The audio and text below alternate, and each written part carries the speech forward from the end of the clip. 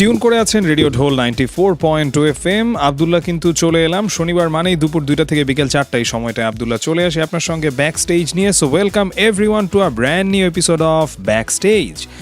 আর 21শে বইমেলার একদম শেষের দিকে আমরা চলে এসেছি, আমাদের প্রাণের মেলা যেটা। সো সেই মেলার একদম শেষের পর্বটাতে কিন্তু, কারণ এই বছরের মানে 21শে বইমেলার শেষ দিনের শেষ সময়টাতে কিন্তু আমার সঙ্গে আজকে মাত্র অন এয়ারে জয়েন করে ফেললেন রাব্বি ভাই এবং মাঝার ভাই। আসসালামু আলাইকুম ভাইয়া, কেমন আছেন আপনারা? ভালো, হ্যাঁ ভালো। আবার তুমি কেমন আছো? এই তো আলহামদুলিল্লাহ, আমি বেশ ভালো আছি। আমি আমার মানে মাঝার ভাইয়ের সাথে প্রথমবারের মতো এইবার বসা হলো, কিন্তু রাব্বি ভাইয়ের সাথে গত 2 বছর আমাদের বইমেলার সময় 21শে বইমেলার সময় অনেক আড্ডা হয়েছে, অনেক গল্প হয়েছে। সো আবার এই বছরও আমাদের আড্ডা দেবার মতো সৌভাগ্য হলো। সো ভাইয়া, বইমেলায় তো আজকে শেষ দিন, তো আজকে কি যাওয়ার প্ল্যান আছে কিনা বা কি কাহিনী? বইমেলা তো আমরা মানে যেতে না পারলে আসলে মন খারাপ হয়, আর যেহেতু সেদিন আজ তো অবশ্যই যাবো বইমেলায়। হ্যাঁ, বইমেলা তো আমরা প্রায় সময় সুযোগ হয় জীবন জীবিকার তাগিদটুকু মিটিয়ে যেটুকু সময় আমরা পাই সেটুকু সময় বইমেলাতেই থাকা হয়। আচ্ছা, বছরে একবার এই মেলাটা হয় এবং মেলাকে কেন্দ্র করে দেখা যায় যে বছরব্যাপী যাদের সাথে কখনো দেখা হয় না তাদের সাথে দেখার একটা সুযোগ ঘটে। কারণ বইমেলা তো শুধু একটা মেলা না, এটা পর্যবেক্ষণ করার একটা ক্ষেত্র। আগামীর বাংলাদেশ কোন দিকে যাচ্ছে, অবশ্যই কারা বইমেলায় আসছে, কোন শ্রেণীর মানুষ আসছে, কি কি বই বের হচ্ছে, মানুষের সাহিত্য রুচিটা কোন দিকে যাচ্ছে, সবকিছু নিয়েই তো আসলে মেলা। অবশ্যই অবশ্যই, মানে 21শে বইমেলাটা আসলে আমাদের রীতিমতো প্রাণের মেলা। সো আমরা কথা বলবো হচ্ছে আজকে আমার সাথে 2জন মানুষ আছেন, সো যাদের এবারের 21শে বইমেলায় বইও প্রকাশিত হয়েছে। তো আমরা তো সেই ব্যাপারগুলো নিয়ে কথা অবশ্যই বলবো। তার আগে আমি একটু জাস্ট ছোট্ট করে আমি আপনাদের কাছ থেকে একটু জানতে চাইবো যে যদি আপনাদের এইবারের প্রকাশিত বইটা সেটা কোন প্রকাশনী থেকে বেরিয়েছে এবং বইটার নামটা যদি একটু বলা হতো। রাব্বি ভাই যদি শুরু করতেন। মাজার ভাই আপনি শুরু করেন। হ্যাঁ প্লিজ। আচ্ছা, আমার এবারে যে বইটা বের হয়েছে সেটা হলো কবিতার বই। আচ্ছা, কবিতার বইটার নাম হচ্ছে প্রেম ও নটির কাব্য। আচ্ছা, এটা এসেছে জোনাকি প্রকাশনী থেকে। আচ্ছা। আর এমনিতে আমি যতদূর জানি যে আপনার অনুদিত বইও এসেছে। হ্যাঁ, দুটা, সেটা শিশুদের বই, অনুবাদের বই। একটা হলো ভার্জিনিয়া উলফের বই, আর একটা হলো যে স্যাক্রিস্টান। আচ্ছা, এটা অনুবাদের বই, আমি শিশুদের জন্য লিখেছি। আচ্ছা, দুটা বই। আচ্ছা, রাব্বি ভাইয়ের সেক্ষেত্রে আমার এবছর প্রকাশিত বই এটি একটি গদ্যের বই। আচ্ছা, স্টুডেন্ট ওয়েজ প্রকাশনী থেকে বেরিয়েছে, রাজহাঁসের চিঠি। আচ্ছা, চমৎকার। এবং গদ্যের বই তাহলে আমার মনে হয় এই প্রথম আমরা রাব্বি আহমেদের কাছ থেকে পেলাম। না, আমার গদ্যের বই ছোট গল্পের একটা বই আছে। প্রথম বইটা আমার ছোট গল্পের বই ছিল, কাছের কুয়াশা। এরপর আমার প্রাপক পানকৌড়ি নামে একটা বই প্রকাশ পেয়েছিল 2016-তে, সরি 2017-তে। আর এবছর রাজহাঁসের চিঠি। আচ্ছা, তো যদিও আমার মনে হয় যে রাব্বি আহমেদকে কবি হিসেবেই মানুষ অনেক বেশি চেনে, তো আমি আশা করব এবং মানে আমি অবশ্যই বিলিভ করি যে মানে রাব্বি ভাই, আমি নিজে পার্সোনালি আপনার লেখার অনেক বড় একজন ফ্যান। সো আমরা খুব মানে ভালো কিছু জিনিস আপনার কাছ থেকে প্রতি বছর যেমন পাচ্ছি। আমার মনে হয় গত বছর আমরা নতুন কোনো বই হয়তো পাইনি 21শে বইমেলায় আপনার জন্য। পৃথক পৃথিবী কবিতার বই প্রকাশ পেয়েছে। তাহলে আমি মাঝখানে আমি বোধহয় একটু ওলটপালট করে ফেললাম, যেটা হচ্ছে 18-তে কোনো নতুন বই ছিল না। তো আমরা তাহলে মোটামুটি এই কন্টিনিউটিটা আমার মনে হয় যদি থাকে, যে তাহলে নিঃসন্দেহে একটা অসাধারণ ব্যাপার এটা। সো আমরা একটা ছোট্ট ব্রেকে চলে যাব। ব্রেকের পর ফিরে এসে আমরা কথা বলবো আরও অনেক কিছু নিয়েই। এবং আমি আবার বলে দিচ্ছি, আমার সঙ্গে কিন্তু আজকে আছেন মাঝার ভাই, মাঝার সরকার ভাই, এবং আমার সঙ্গে রয়েছেন রাব্বি আহমেদ ভাই। তো আমরা কথা বলছিলাম অনেক কিছু নিয়েই। ফিরে আসছি ব্রেকের পরপরই। টিউন করে থাকুন রেডিও ঢোল 94.0 FM। বিরতির পর আবার ফিরে এলাম। টিউন করে আছেন রেডিও ঢোল 94.0 FM। আব্দুল্লাহ কিন্তু রয়েছে আপনার সঙ্গে, চলছে ব্যাক স্টেজ। আর আজকে আমার সঙ্গে যেই 2জন রয়েছেন, যারা ফেসবুকে আমাদের পোস্টার দেখেছেন তারা জেনে গেছেন যে আজকে কারা আমার সঙ্গে রয়েছেন। ব্যাক স্টেজে রয়েছেন মাঝার সরকার ভাই এবং রাব্বি আহমেদ ভাই। তো কথা বলছিলাম তাদের বই নিয়ে এবং বইমেলার অনেক কিছু নিয়ে আমাদের আড্ডা শুরু হচ্ছিল। তা একদম প্রথমেই যদি ফিরে যাই, মাঝার ভাইয়ের মানে বলবো যে সেটা শৈশব হোক, কৈশোরের কথা হোক, লেখার শুরুটা হয়েছিল কোথা থেকে, আর লেখার শুরুটাই বা কিভাবে? যেমন প্রত্যেকেরই একটা না একটা স্টোরি থাকে। সো আপনার বেলায় সেটা আসলে কি? আমার লেখার স্টোরিটা আসলে শৈশবেই। আচ্ছা, শৈশবে লেখা শুরু। হ্যাঁ, শৈশবে আমি আসলে আমার বাড়িতে একটা ছোট লাইব্রেরি পেয়েছিলাম। আচ্ছা, যেটা আমার ব্যক্তিগত লাইব্রেরি। হ্যাঁ, ব্যক্তিগত লাইব্রেরি। তো সেই এবং আমার বড় বোন সাহিত্যের ছাত্রী ছিলেন। আচ্ছা, ইংরেজি সাহিত্যের ছাত্রী, যার কারণে হয়েছে কি আমি খুবই মানে ছোটবেলায় আমি ইংরেজি সাহিত্যের অনেক বিখ্যাত উপন্যাস কবিদের সাথে আমি পরিচিত হয়েছিলাম। এবং এতে হয়েছে কি যে খুব ছোটবেলায় আমি শেক্সপিয়ারের অনেক Othello, as you like it, এগুলো আমি পড়ে ফেলেছিলাম। মানে সেগুলো বঙ্গানুবাদ নাকি ইংলিশ? দুইটাই। আর আমাদের বাড়িতে, আমাদের বাসায় খুব ইংরেজি চর্চা হতো বাংলার পাশাপাশি। আচ্ছা আচ্ছা, আমরা একে অপরের সাথে ইংরেজিতে কথা বলতাম। আমার এক মামা ছিলেন, তিনি আমাদের পড়াতেন। তো এভাবে হতে হতে আমি যখন ক্লাস 5-এ পড়ি তখন স্কুলের দেয়ালিকা সম্পাদনা করেছিলাম আমি। আচ্ছা, তো আসলে তারপর বিশ্ব সাহিত্য কেন্দ্রের সাথে জড়িত ছিলাম। এবং সে সময়টা আপনার বেড়ে ওঠাটা কি ঢাকা শহরেই?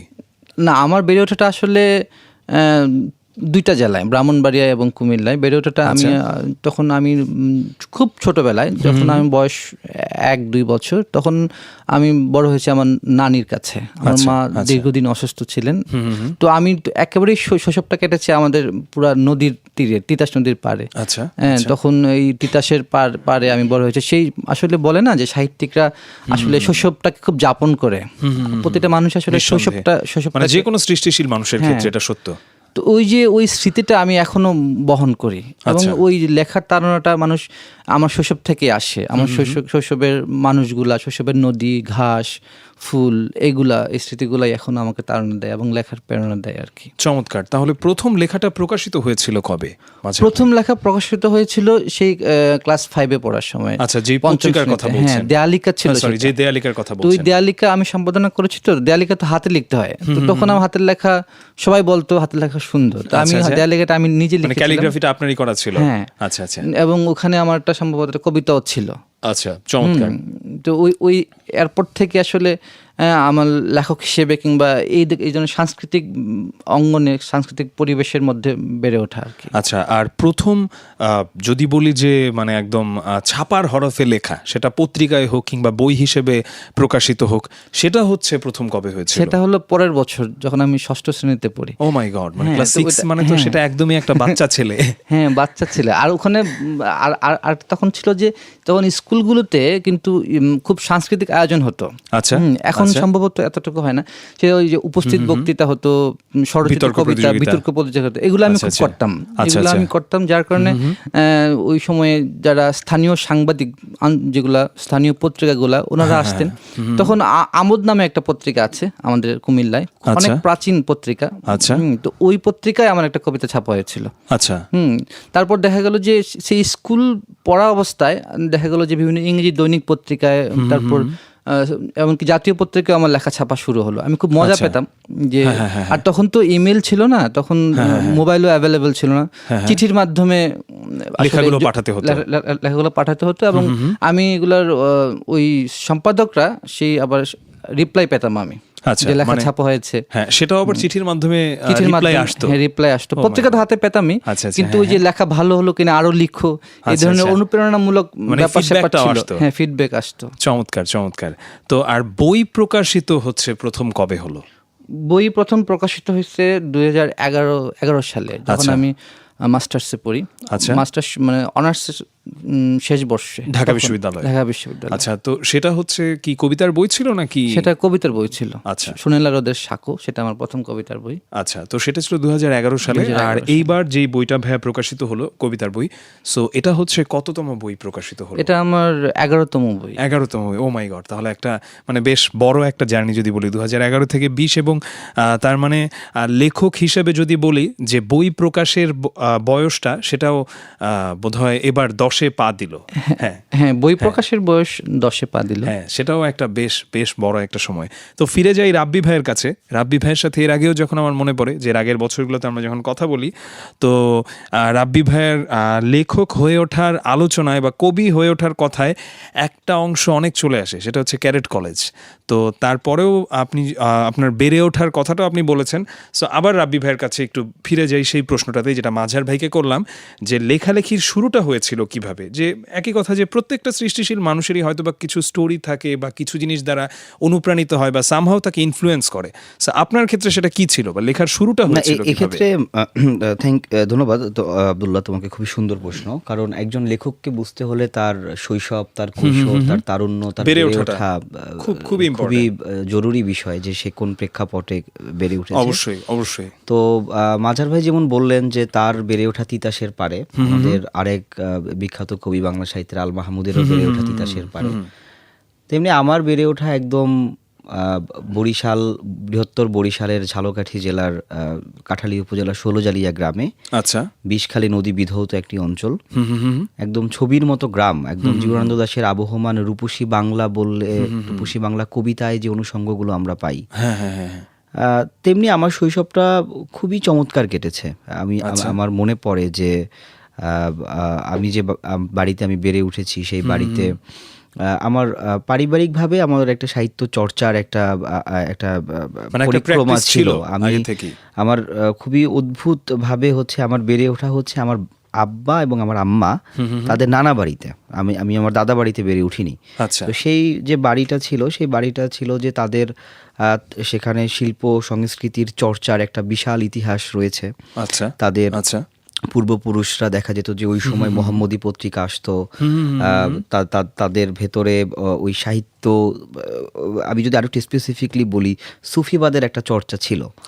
আমার মা সেই সুফিবাদের ঘরানায় বেড়ে ওঠা, তার সাহিত্য পছন্দ ছিল। মায়ের ডায়েরি, মায়ের পুরনো চিঠিপত্র পড়লে প্রচুর সাহিত্যের উপাদান সেখানে পাই। ছোটবেলা থেকেই মায়ের কাছ থেকে একটা যে আসলে মা যেভাবে তার একটা যত্ন নিয়ে আমাদেরকে বড় করে তোলেন, তার মধ্যে আমি দেখতাম যে তার কথাবার্তা, তার সবকিছুই অনেক বেশি এগুলোকে বলা যায় যে সে নিজেই কবিতার অনুষঙ্গ জড়ানো।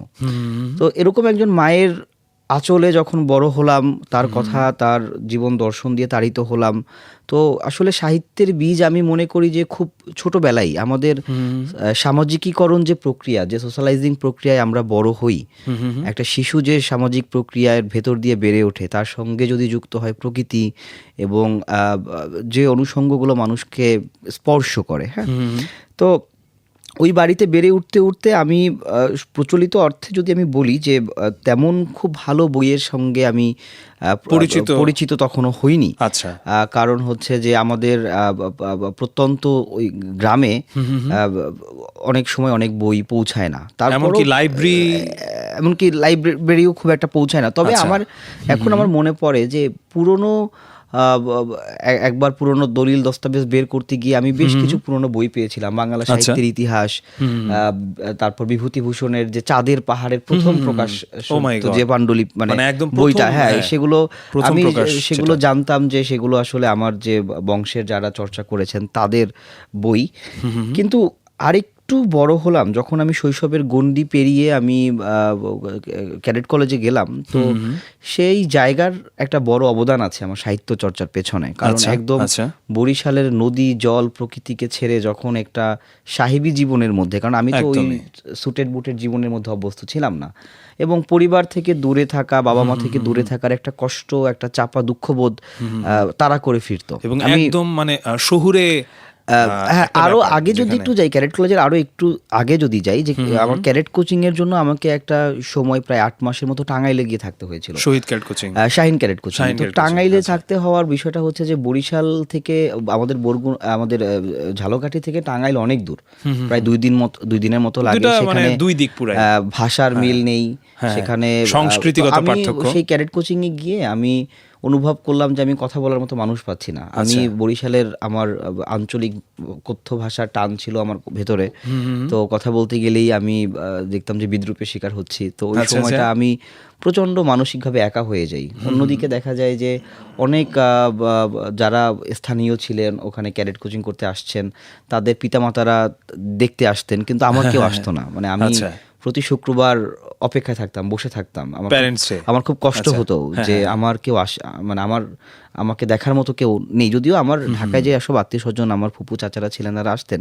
তো ওই যে মানসিকভাবে একা হয়ে যাওয়া, একদম পরিবার থেকে 11 বছর বয়সে যখন আমি একা হয়ে গেলাম, 11 বছর বয়স থেকে যখন নিজের বুদ্ধি বিবেচনা এবং জীবনের একটা কঠিন জীবনের ভেতর দিয়ে গেলাম, আমার মনে হয় যে সাহিত্যের উপলব্ধিগুলো আসলে আমরা যত বেশি জীবনকে অনুধাবন করতে পারবো এবং যে জীবনের ভেতর দিয়ে আমরা যাই, সেই জীবনটাকে কতটুকু আমি পর্যবেক্ষণ করতে পারছি এবং সেই জিনিসটা আসলে একজন এক একটা ফরম্যাটে রূপ দেয়। সেখান থেকেই কেউ হয়ে ওঠে চিত্রশিল্পী। মানে সাহিত্যের তো আসলে অনেকগুলো ফরম্যাট। কেউ কবিতা লেখে, কেউ প্রবন্ধ লেখে, কেউ হয়তো ছোট গল্প লেখে। সবই হচ্ছে মনের ভাবটা প্রকাশ করা। তো আমার কাছে কেন যেন আমি জানি না যে আমার কাছে কবিতার মাধ্যমে আমার মনের ভাবটা প্রকাশ করাটাকেই আমি, এটা অনেকটা বলা যায় যে ভেতর থেকে উৎসারিত একটা জিনিস। তো সেই ক্যারেট কোচিং কলেজে গিয়ে দেখলাম যে সেখানে লেখা প্রকাশ করার একটা ক্ষেত্র আছে। 3 মাস পর পর একটা ত্রৈমাসিক পত্রিকা বের হয়, দেয়াল পত্রিকা বের হয়, কলেজ বাইনিয়াল বের হয়। আমি মনে করি যে বাংলাদেশের অনেক লেখকেরই হাতে খড়ি হচ্ছে স্কুল কলেজের ম্যাগাজিন। মাজার ভাই বললেন, মাজার ভাই কুমিল্লায় বেরোটা ভিক্টোরিয়া কলেজে আপনি ছিলেন সম্ভবত, তো সেটাও খুবই মানে কুমিল্লা জেলা স্কুল। এই যে আমাদের যে প্রাচীন যে শিক্ষা প্রতিষ্ঠানগুলো, সেখানে যে স্বনামধন্য যে শিক্ষা প্রতিষ্ঠান, জেলা স্কুল বলি বা আমাদের ভিক্টোরিয়া কলেজ বলি, হ্যাঁ, এগুলো তো মানে হয় কি ওই জায়গাটা যখন আমি পেলাম নিজেকে বিকশিত করার, তখন দেখলাম যে ভেতর থেকে লেখা আসছে। সেই সঙ্গে পরিবার থেকে দূরে থাকা, সেই একটা কঠিন নিয়মতান্ত্রিক জীবনের কষ্ট, আবার কৈশোর থেকে যখন তারুণ্যে উঠলাম, তখন ওই সময় আমার মনে পড়ে যে কলেজ লাইব্রেরি থেকে বাংলা সাহিত্যের সব ক্লাসিক উপন্যাস পড়ে ফেলেছিলাম। তো ভেতরে মানে অলক্ষেই একটা প্রেম দানা বাঁধলো। আমি খুবই প্রেম নিয়ে আমি লিখতে পছন্দ করি, সম্পর্ক নিয়ে লিখতে পছন্দ করি। আচ্ছা, তো আমার এভাবেই মানে লেখার শুরুটা আসলে আসা। আচ্ছা, এবং সেটা হচ্ছে ক্যারেট কলেজে থাকার সময়, ওই সময় প্রথম যদি বলি যে মানে সেটা হচ্ছে লেখা প্রকাশনার যে লেখা, আমার প্রথম লেখা প্রকাশ হয় ক্লাস 8-এ যখন আমি পড়ি। তখন আমাদের বিকাশ নামে একটি সাহিত্য পত্রিকা বেরোতো ত্রৈমাসিক। তো সেখানে আমার মনে পড়ে এখনো যে আমি কি একটা কবিতা লিখে আমি যখন দিলাম, তখন হচ্ছে কবিতার 2টো লাইন ছিল এমন যে, দেহের সমস্ত নির্যাস তুমি করেছো পিয়াস। আমি জানি না ওই ছোট বয়সে কেন আমার ভেতরে এরকম একটা ধ্বংসাত্মক লাইন আসলো, আমি এখন বড়বেলায় ভাবি। এবং ওই সময় আমি লিখেছি যে, জীবনের পথে হাঁটি একা একা, জানি না কোথায় স্বপ্ন সিঁড়ি, গোধূলি লগ্নে জীবন মগ্নে ভালোবাসা খুঁজে ফিরি। তা আমার কাছে মনে হয়েছে যে আমার একটা ওইখানে লাইন আছে যে, ব্যর্থতার গ্লানির পথে হয়ে আছি পদধূলি। তো আমার কাছে মনে হচ্ছে যে আমি ওই সময়, আমার বয়স মাত্র 12 কিংবা 13, এখন যখন যৌবনের এই সময় এসে আমি মনে করি যে তখন আমি ওই ব্যর্থতার গ্লানির পথে যে পদধূলি হয়ে পড়ে আছি, সেই লাইন কিভাবে আসছিল আমি জানি না। সেটা হতে পারে খুবই অন্যরকম ব্যাপার, মানে সেটা কিছু ভেবে লেখা না, হয়তো বা না বুঝেই লিখে ফেলেছি। কারণ একটা জিনিস অবশ্য ছিল, আমার মনে পড়ে যে ওই সময়ের কবিতাগুলোতে অনেক বেশি, যে একটা কবিতা ছিল এমন যে, কারাগারে বাঁধা মন আজ হারাইছে যেন দিশা, জীবনের পথে এসেছে নেমে কঠিন অমানিসা, ইচ্ছেরা সব হারিয়ে যায় অনিচ্ছাদের মাঝে, ভগ্ন হৃদয় কেঁদে মরে সকাল সন্ধ্যা সাজে। মানে ওই যে আমি উন্মুক্ত জীবন, আমি প্রতি সন্ধ্যাবেলা আমার মনে পড়ে ফুটবল খেলে, নদীতে গোসল করে তারপর বাড়ি ফিরতাম। প্রতি শুক্রবার আমার এক বন্ধু ছিল, আমরা সবাই মিলে আমরা দেখা যেত যে কার গাছের ডাব আছে, কোথায় গাছ পড়ে আছে। এটা খুব অভ্যাস ছিল যে অযত্নে পড়ে থাকা যেসব গাছ, আমরা বরিশালে বলি আজ্জা গাছ, ওই গাছগুলো তুলে আমাদের নিজেদের জায়গায় লাগাতাম। আমার সেই গাছ এখনো আছে। তো এইরকম একটা অবাধ স্বাধীনতার জীবনের ভেতর দিয়ে গিয়ে যখন একটা নিয়মতান্ত্রিক জীবন, এবং আমি যে সাংস্কৃতিক প্রেক্ষাপটে বেড়ে উঠি, সেখানে গিয়ে আমাকে যখন শহুরে সংস্কৃতির অনেক মানুষের সাথে মিশে সাহেবিপনার ভেতর দিয়ে যেতে হয়, তখন আমি তো আসলে আমার জীবনের একটা অনেক বড় প্যারাডাইম শিফট হয়। তখন ওই কষ্টবোধগুলো তাড়িত করে আচ্ছা। ওই ভাবনা থেকেই লেখা আসে। এবং এর পরের স্টেজে যখন আমি মনে করি যে ঢাকা বিশ্ববিদ্যালয়ে এলাম, মাজার ভাই নিশ্চয়ই এটা একটু দেখবেন যে আপনি যখন আপনার কুমিল্লার পর্ব শেষ করে ঢাকা বিশ্ববিদ্যালয় পর্বে এলো, মানে বিশ্ববিদ্যালয় তো একটা বিশাল বড় প্রেক্ষাপট। মানে আমাদের জীবনের সাথে যখন আমি ওই ক্যাডেট কলেজের একটা প্রিভিলেজড জীবনের ভেতর দিয়ে এসে যখন আমি সলিমুল্লাহ মুসলিম হলের বারান্দায় আমি সিট না পেয়ে থাকি, আমার মনে আছে যে বৃষ্টি হচ্ছে, বৃষ্টিতে আমার শরীর ভিজে যাচ্ছে, আমি কোথায় খাচ্ছি সেটা ঠিক নাই, আমি কি খাচ্ছি। তো ওই যে জীবনের ব্যাপক পরিবর্তন, ফার্ম গেটে বেশ কিছুদিন ছিলাম, কঠিন নিয়মতান্ত্রিক জীবনের ভেতর দিয়ে এসে সীমাহীন মুক্ত জীবন, আবার শহরের জীবনকে এর আগে কখনো দেখিনি। তো ফার্ম গেটে যখন আমি ছিলাম তখন আমি জীবনকে অনেক বেশি দেখতে শিখি। সেটা কি ভর্তি কোচিং করার সময়? ভর্তি কোচিং আক্ষরিক অর্থভাবে আমি করিনি, সেটা আরেকটা গল্প, আমি পরে কখনো এক সময় বলবো। কিন্তু ফার্ম গেটে ছিলাম কারণ ফার্ম গেট জায়গাটা আমার কাছে খুব অদ্ভুত মনে হতো। আচ্ছা, ফার্ম গেটে যারা ছিল, যে প্রতি সন্ধ্যাবেলা আমি দেখতাম যে আনন্দ সিনেমা হলের সামনে রূপোপজীবিনীরা দাঁড়িয়ে আছে খদ্রের অপেক্ষায়, কখনো হেঁটে চন্দ্রিমা উদ্যান যেতাম। এর আগে কখনো হিসেব করা পয়সায় চলিনি, কিন্তু ঢাকার জীবনে এসে হিসেব করা পয়সায় চলতে হচ্ছে। এই শহরে এসে প্রথম জানলাম যে পানি দাম দিয়ে খেতে হয়। তো এই যে বিষয়গুলো, এই যে গ্রামের কোমল জীবন, ক্যাডেট কলেজের সামরিক জীবন, আধা সামরিক জীবন, কষ্ট থাকলেও সেখানে আমাদের জীবনের মৌলিক উপাদানগুলো দিয়ে দেওয়া হতো। সেখান থেকে এমন একটা জীবন যে শহরে আমি আছি, সেই শহরে আমি এক গ্লাস পানি খাচ্ছি দাম দিয়ে এবং স্বার্থপর একটা সময়ের ভেতর দিয়ে, এই অনুষঙ্গগুলো, তারপর বিশ্ববিদ্যালয় জীবনে এসে জীবনকে অন্যভাবে দেখলাম। তো এই যে যাত্রাগুলো, ট্রানজিশনগুলো, এই অভিজ্ঞতার ভিতর দিয়ে যেতে যেতেই তো আসলে এর সঙ্গে তো পঠন পাঠনের একটা ব্যাপার থাকে।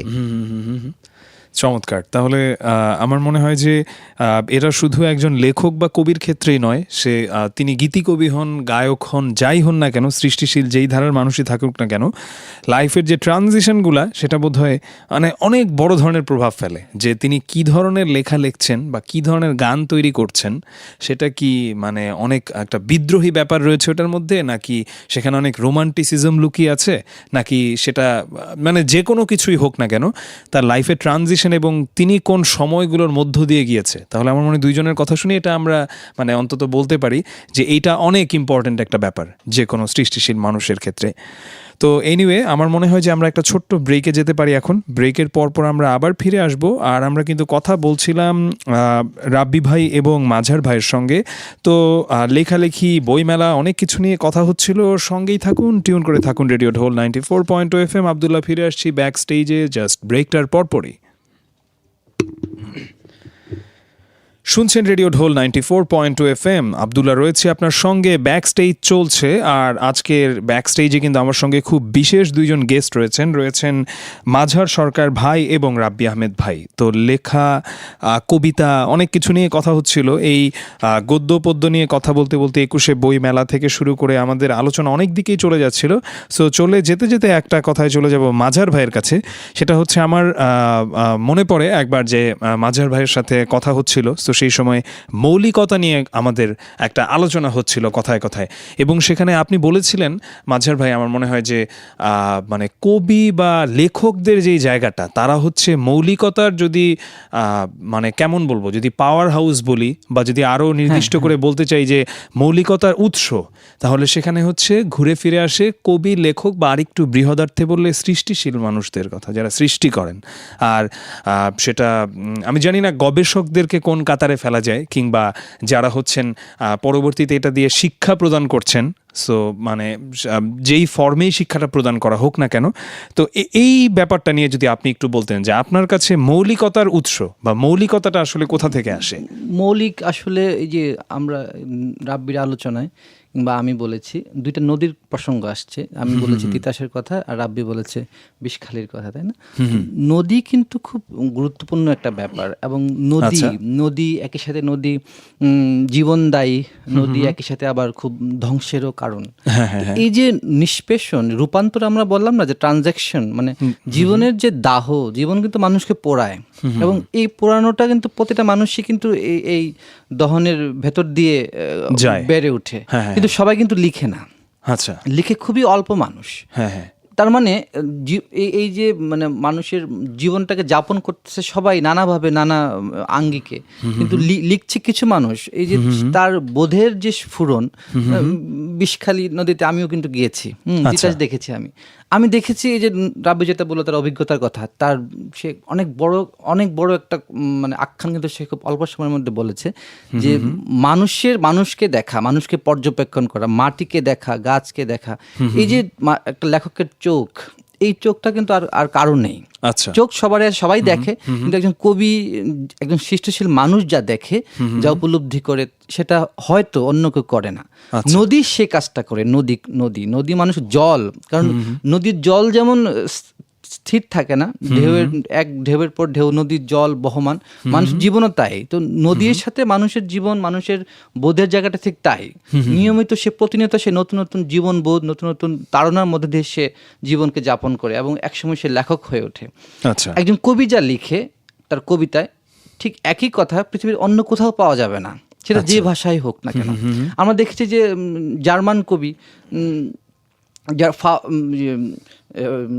যারা কিংবা যারা ফরাসি কবি যারা, তারা প্রত্যেকে, কিংবা শেক্সপিয়ার, তারা প্রত্যেকে কিন্তু নদী বিধৌত অঞ্চল থেকে উঠে আসা মানুষ। আচ্ছা, শেক্সপিয়ার ট্যামস নদীর তীরে ঘুরে বেরিয়েছেন।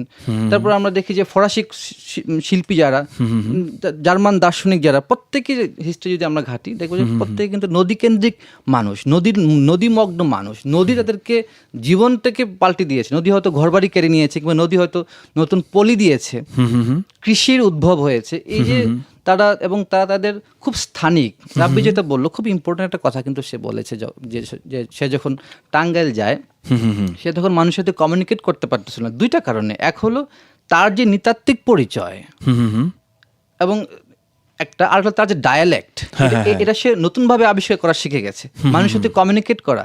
এবং সে এই যে তার ভিতরে যে এক ধরনের পুনর্নির্মাণ নিজেকে, এবং পুনর্নির্মাণের তাড়নায় সে যে পড়াটাকে উপভোগ করা শিখে গেল। মানুষ বইয়ে কখন ফিরে, মানুষ বই পড়ে কিন্তু মানুষ খুব একা যখন বোধ করে তখন, কারণ অনেক মানুষ থাকলে কিন্তু আসলে বই পড়া যায় না। সৃষ্টিশীল মানুষ মাত্রই খুব একা, খুব নিঃসঙ্গ। সেটা সেলফ ক্রিয়েশনও হতে পারে, সেটা প্রকৃতি প্রদত্ত হতে পারে। খুব এই নিঃসঙ্গ মানুষের চর্চাটাই হলো আসলে সৃষ্টিশীলতা, সে গানের মাধ্যমে হোক, কবিতার মাধ্যমে হোক। তো যেটা বলছিলাম যে প্রথমত নদী, দ্বিতীয়ত হলো জীবনের দহন। এই জিনিসটা একটা মানুষের বোধের জায়গাটা যে পরিবর্তন আনে, মানুষ একজন লেখক, কবি সেটা শব্দের মাধ্যমে সেটা সংগ্রহ করে এবং লিখে। পৃথিবীর যত কবি আছে, কারো শব্দের সাথে, কারো কবিতার সাথে কারো মিল নেই। এটা কেন হচ্ছে? তার ওই যে তার যে স্থানিক, তার যে জন্মস্থান, তার যে ব্যক্তিগত নদী, তার যে মা, তার যে পূর্বপুরুষ, সে এই পুরো বিষয়টা সে তার ক্রোমোজোমে ধারণ করে এবং তার স্মৃতিতে ধারণ করে। এবং এই কারণে পৃথিবীর প্রত্যেকটা কবি আলাদা, পৃথিবীর প্রত্যেকটা কবির পংক্তি আলাদা, এবং এখানেই সে মৌলিক আসলে। চমৎকার। তো তাহলে মৌলিকতার কথা বললে এবারে একটু ফিরে যাই, যে বইমেলার কথাতেই আসি বা লেখকদের কথাতে আসি। তো আমি একটা প্রশ্ন করব দুইজনকেই, রাব্বি ভাইকেও করব, মাঝার ভাইকেও করব। আগে আমরা এমন অনেক দেখেছি, আমরা এমন দেখেছি না, আসলে এটাই স্বাভাবিকতা, যেটা আমরা যুগের পর যুগ ধরে দেখে এসেছি, যে মানুষ লিখেছেন বিখ্যাত হবার বা খ্যাতিমান হবার নেশায় হয়তো বা কিংবদন্তিরা কখনোই লিখেন না বা সৃষ্টি করেন না, কিন্তু একটা সময় বিখ্যাত হয়ে গিয়েছেন। এটা হতেই পারে, এটা হয়তো বা বাই প্রোডাক্ট হিসেবে হয়েছেন বা যেটাই হয়েছেন। সো এখন আমরা এইরকম একটা কালচার দেখি, যে কালচারটা হয়তো বা মানে অনেকের কাছে একদমই অপ্রত্যাশিত, যে বিখ্যাত হবার পরে অনেকে বই লেখা শুরু করেন, এবং যেটাতে আমাদের অনেক প্রকাশনীয় খুবই এই ব্যাপারটাতে মদত যোগায়, যেটা আরও দুঃখজনক ব্যাপার। এবং যেখানে আমাদের অনেক দেশের বড় বড় প্রকাশনী আছে যারা হয়তো বা এই জিনিসটাকে আরও তারা প্যাট্রোনাইজ করছেন। সো আমার কথা হচ্ছে যে এই ব্যাপারটাকে আপনারা কিভাবে দেখেন, বা এটা থেকে যেমন একজন হয়তো বা ফেসবুক সেলিব্রিটি, সেটা থেকে সে আজকে একটা বই লিখে বসলো, বা আজকে হয়তো বা ইউটিউব সেলিব্রিটি বা একটা কিছু করে সে আলোচনায় এসেছে, আমি বলবো না বিখ্যাত হয়েছে, আলোচনায় এসেছে, এমন কেউ হয়তো বা একটা বই লিখে বসলো, যেটা কিন্তু একেবারেই বিপরীত। লেখার পরে বিখ্যাত হতে পারে, এখন বিখ্যাত হবার পরে বই লিখছে। আবার এমন আমরা দেখি বাংলাদেশে বিখ্যাত হবার পরে গায়ক হয়ে যায় মানুষ, বা এমন অনেক কিছু হয়ে যায়। সো এই জিনিসটাকে নিয়ে কি বলার আছে? একটা বিষয় হচ্ছে যে এগুলো বিস্তর মানে আলোচনার বিষয়। আমি শুধুমাত্র আমার ভাবনাটার কথা বলি যে আসলে বিখ্যাত হওয়ার এই যে ট্রেন্ড আমাদের ভিতরে চালু হয়েছে, ভাইরাল হবার ট্রেন্ড, হ্যাঁ, এই ফেসবুক সামাজিক যোগাযোগ মাধ্যমের যুগে সেলিব্রিটি হওয়ার চেয়ে সেলিব্রিটি না হওয়াটা কঠিন। মানে সেলিব্রিটি না হয়ে থাকবো, এটা এই বোধটা কঠিন। হ্যাঁ, আমরা তো আসলে মাঝার ভাই যে অভিজ্ঞতার কথা বললেন, আমি বললাম, আমাদের বেড়ে ওঠা লেখালেখিটা তো আমাদের একদম আত্মোপলব্ধির একটা জায়গা। আমরা লেখালেখিকে আমাদের হৃদয়ের উৎসারিত আনন্দ বেদনার কাব্য হিসেবে দেখতে চাই। হ্যাঁ, যারা বিখ্যাত হয়েছেন বিভিন্ন মাধ্যমে, কারণ বিখ্যাত বলতেই আমরা বোঝাই যে যাদেরকে সবাই চেনে। এই সময় বিখ্যাতকে যদি ডিফাইন করতে চাই, যে সবাই যাদেরকে চেনে ফেসবুক বা বিভিন্ন মাধ্যমে, মানে লাইক ফলোয়ার, একটা জনগোষ্ঠী তাদেরকে ফলো করে। হ্যাঁ, এখন বই প্রকাশনাটা হচ্ছে, বই তো দিন শেষে একটা প্রোডাক্ট, এটার একটা মার্কেট ভ্যালু আছে, সো মার্কেট ইকোনমি আছে।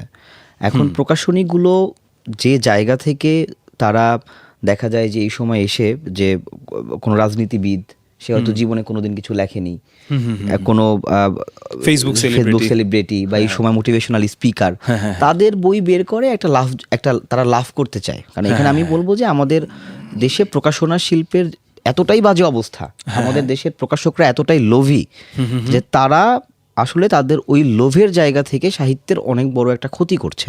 আচ্ছা, কারণ এই ধরনের বই আমরা হ্যাঁ, বই অনেক রকম হতে পারে। বই যে শুধুমাত্র কবিতাই লিখতে হবে, শুধুমাত্র যে প্রবন্ধের বই হতে হবে তা না, বই অনেক রকম হতে পারে। কিন্তু তারা উদ্দেশ্যপ্রণোদিতভাবে তারা এই ধরনের মানুষগুলো, যাদেরকে ফেসবুকে বিভিন্নভাবে মানুষ চেনে, তাদেরকে কাজে লাগিয়ে তারা হচ্ছে গিয়ে একটা ব্যবসা করে নিচ্ছে। এবং ওই ব্যবসা করতে গিয়ে আসল জায়গায় হচ্ছে উপেক্ষিত হচ্ছে যে যারা মৌলিকত্ব নিয়ে যারা আসে। একজন মোটিভেশনাল স্পিকার কি মৌলিক? আমি যদি এই প্রশ্নটা করি যে যারা এই ধরনের লেখালেখি করে বা যারা এগুলো করে, লেখক অনেক রকম। যেমন তুমি বলছিলে যে মৌলিক গবেষণার কথা বলছিলে, যে কেউ সেকেন্ডারি তথ্য উপাত্ত দিয়ে তারা সংগ্রহ করে, কেউ থাকে তাঁতির মতো, তারা হচ্ছে গিয়ে তাঁতির মতো বুনে যায়, মানে বিভিন্ন জায়গা থেকে সংগ্রহ করে মাকড়সার জাল তৈরি করে।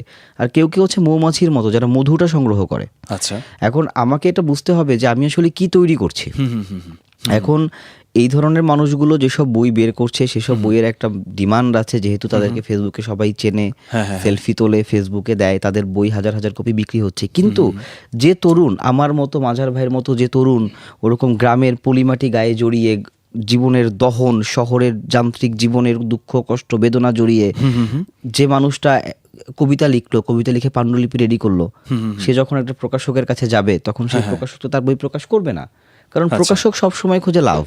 আচ্ছা, অধিকাংশ প্রকাশকের একটা বিষয় যে 10,000 কপি যদি বিক্রি হয় একটা মোটিভেশনাল স্পিকারের বই, বা 15,000 কপি, সেই 15,000 কপির বইয়ের বিপরীতে একজন প্রতিষ্ঠিত কবির বইও হয়তো বা দেখা যায় যে 15-20 কপি বিক্রি হয় না।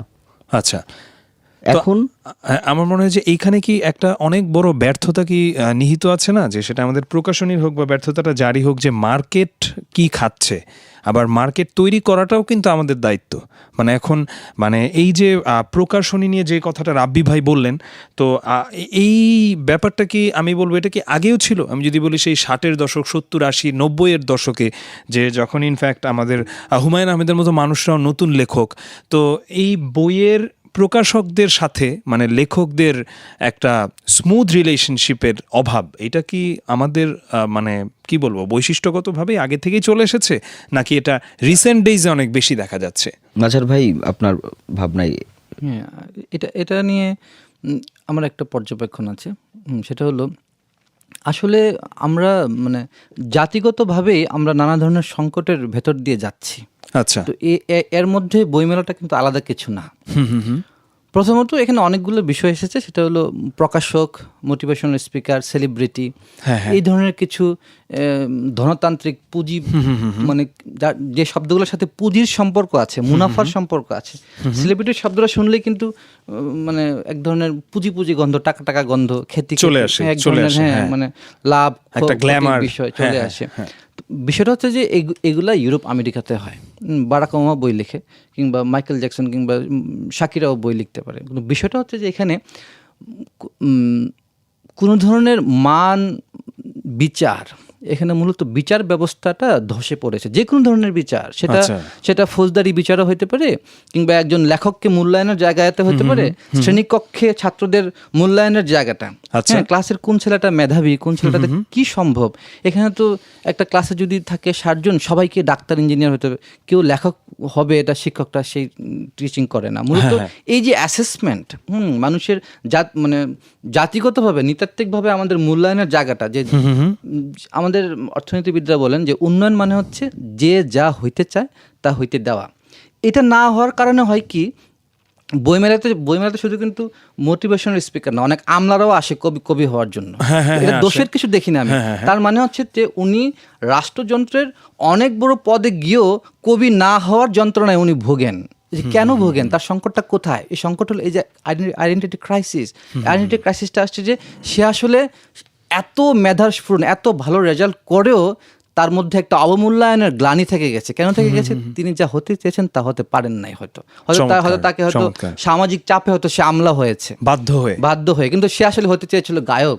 আর যে গায়ক সে হয়তো ডাক্তার হতে চেয়েছে। এই যে মানে মানুষের যা হতে চেয়ে তা হতে পারে নাই। আর মোটিভেশনাল স্পিকারটা আসলে এটা খারাপ কিছু না আমার মনে হয়, কারণ এখানে বিষণ্ণতা ঢুকে গেছে। বিষণ্ণতা আসছে কোত্থেকে? বিষণ্ণতা আসে হলো পুঁজির অসম বন্টন থেকে। আমরা দেখেছি মানে যুক্তরাষ্ট্রে প্রচুর বিষণ্ণতার, ডিপ্রেশন, যারা ডাক্তার চিকিৎসক আছে, যারা কাউন্সিলিং করে, এদের খুব দাম, খুব ডিমান্ড। কারণ ওখানে তো পুঁজির এত বিকাশ হয়েছে যে মানুষ এখন একা থাকতে পছন্দ করে। মানুষ ওখানকার ছেলে পেলে বিয়ে করে না। ওখানে মানে সিঙ্গেল মাদার, সিঙ্গেল, এগুলো অনেক আগে, এখন আরো বেড়েছে। লিভিং অ্যাপার্ট টুগেদার, এগুলো হচ্ছে যে মানে পুঁজির নেতিবাচক দিকগুলা। এগুলো হয়েছে কি, এগুলো আমাদের দেশে আমদানি শুরু হয়েছে, যার কারণে এখন সাহিত্যের চেয়ে মানুষ এখন দেখে কিভাবে ভালো রান্না করা যায়, কিভাবে মানে পরীক্ষা তাড়াতাড়ি পাশ করা যায়, এই বিষয়গুলো গুরুত্ব বেশি পেয়ে যাচ্ছে। আচ্ছা, এগুলো আগেও ছিল, যখন বইমেলা ছিল না তখনও কিন্তু লেখক ছিল। আচ্ছা, বইমেলা তো ইতিহাস খুব বেশি দিনের না।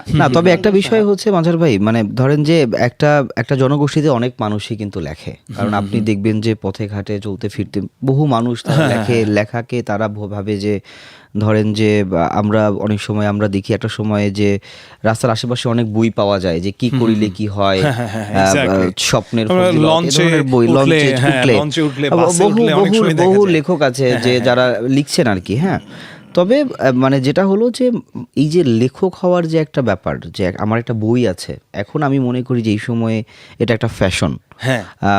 সত্যিকার অর্থে এখন বইমেলায় অনেক মানুষ বই বের করছে। আর ফেসবুক আসার পরে হয় কি, যে মানুষের প্রকাশের মাধ্যমটা অনেক সহজ হয়ে গেছে। যে মানুষটা ফেসবুকে লিখছে, সে হয়তো বা তার বন্ধু বান্ধব বা তার চারপাশের মানুষজন হয়তো একটু বেশি লাইক পেলে, আমি সেটাই বলছিলাম যে মূল্যায়নের জায়গাটা নেই। এখন রাস্তায় যে বইগুলো পাওয়া যাচ্ছে, যে নামাজ শিক্ষা কিংবা কিভাবে নৈতিক শিক্ষার বইগুলা, কিংবা ভালোভাবে পাশ করা পরীক্ষা পাশের বইগুলা, এইগুলোর মাঝ থেকে সাহিত্যকে যে আলাদা করে নেওয়ার যে বিষয়টা, যে কথাটা আমি বলছিলাম যে এখানে মূলত শিক্ষিত মানুষের নৈতিক স্থলন ঘটেছে। আমরা দেখি যে পত্রিকার পাতায় দেখি যে নানা দুর্নীতির খবর পড়ি, ধর্ষণের খবর পড়ি, টাকা পাচারের খবর পড়ি, এগুলো কিন্তু শিক্ষিত মানুষেরা করছে। তো মনে হতে পারে যে এর সাথে বইমেলার কি সম্পর্ক? এর কারণে হয়েছে কি, সাহিত্যের দায়ভার, সাহিত্যটা করছে কারা? যদি একটু দেখা যায়, এখানে কাউকে ছোট বড় করার কথা বলছি না আমি, সাহিত্যটা মূলত করছে হলো তুলনামূলক কম মেধার মানুষেরা, যার কারণে ওই সাহিত্যে কোনো রাজনৈতিক ভবিষ্যৎবাণী নেই, কোনো ধরনের দ্রষ্টার কোনো বক্তব্য নেই। সাহিত্য আছে, চটুল সাহিত্য আছে। আমাদের মেধাবীরা কি সাহিত্য চর্চা করে আসে কিংবা বই পড়ে? এর কারণে হয়েছে কি, যে একটা বই ভালো, রাজহাঁসের চিঠি, এই বইটা আমি বললাম ভালো, কিন্তু এই বইটা যে ভালো, এর পক্ষে আমার বক্তব্য কি সামাজিকভাবে আছে কি না, যদি আমি না দেই, মানে ব্যাপারটা হচ্ছে কি, যে ভালোকে যতক্ষণ না পর্যন্ত আমি ভালো বলবো, তখন তো খারাপের রাজত্ব থাকবেই। তো এই যে আমি যে মূল্যায়ন করছি, মূল্যায়নটা কোথায় দাঁড়িয়ে করছি, আমার জনগোষ্ঠী কোথায়, আমার সমর্থক কোথায়, সেটা তো আসবে শিক্ষিত মানুষের কাছ থেকে। শিক্ষিত বলতে আমি শুধু একাডেমিক্যালি শিক্ষিত বলছি না, সেটা লৌকিকভাবে শিক্ষিত বলছি।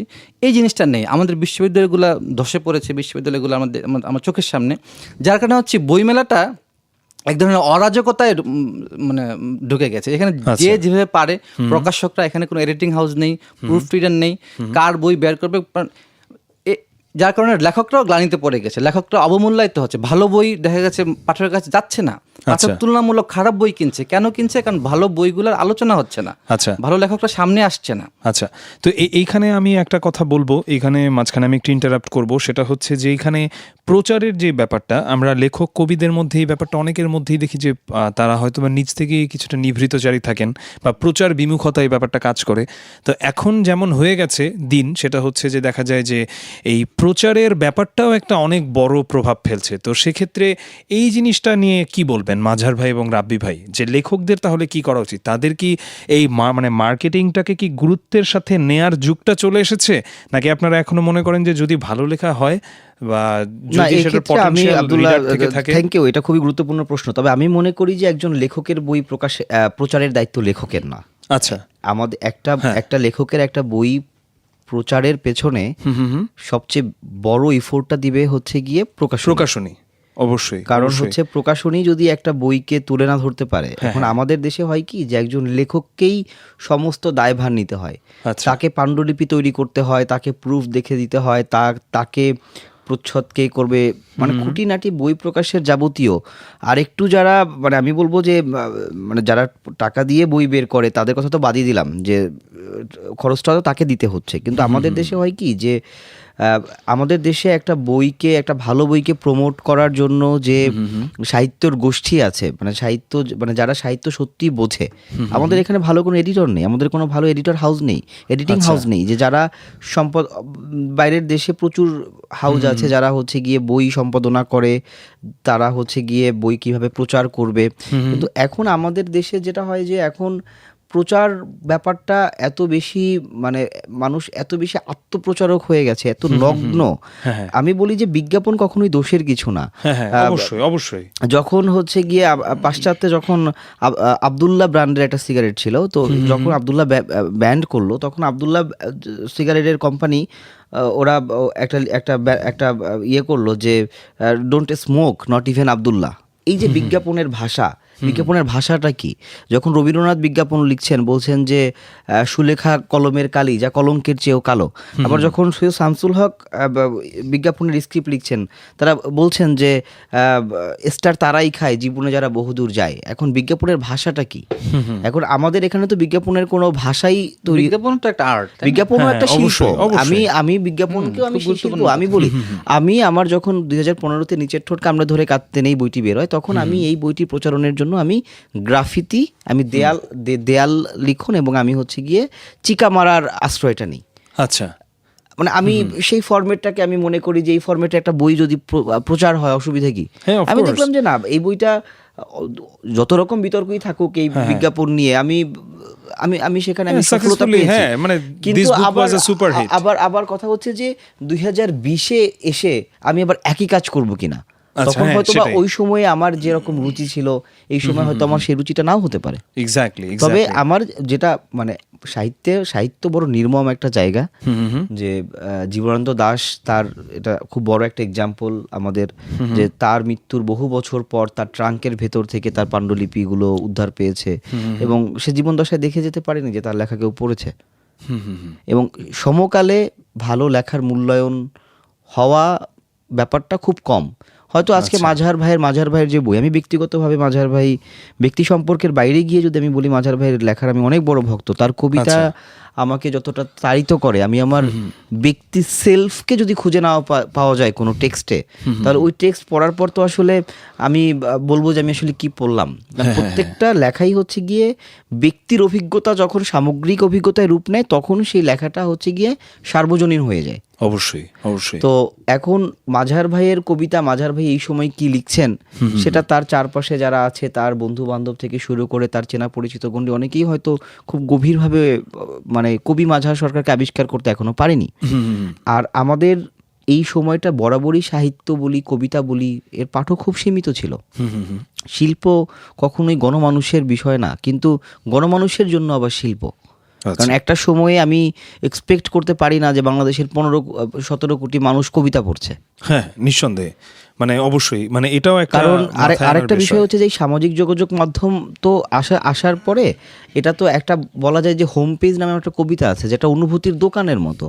যে আমি স্ক্রল করে যাচ্ছি, একটা ওয়েডিং ফটোগ্রাফির ছবি, তার নিচেই হয়তো কারো মৃত্যু সংবাদ, আবার তার নিচেই হয়তো বা প্রাক্তন প্রেমিকার ছবি।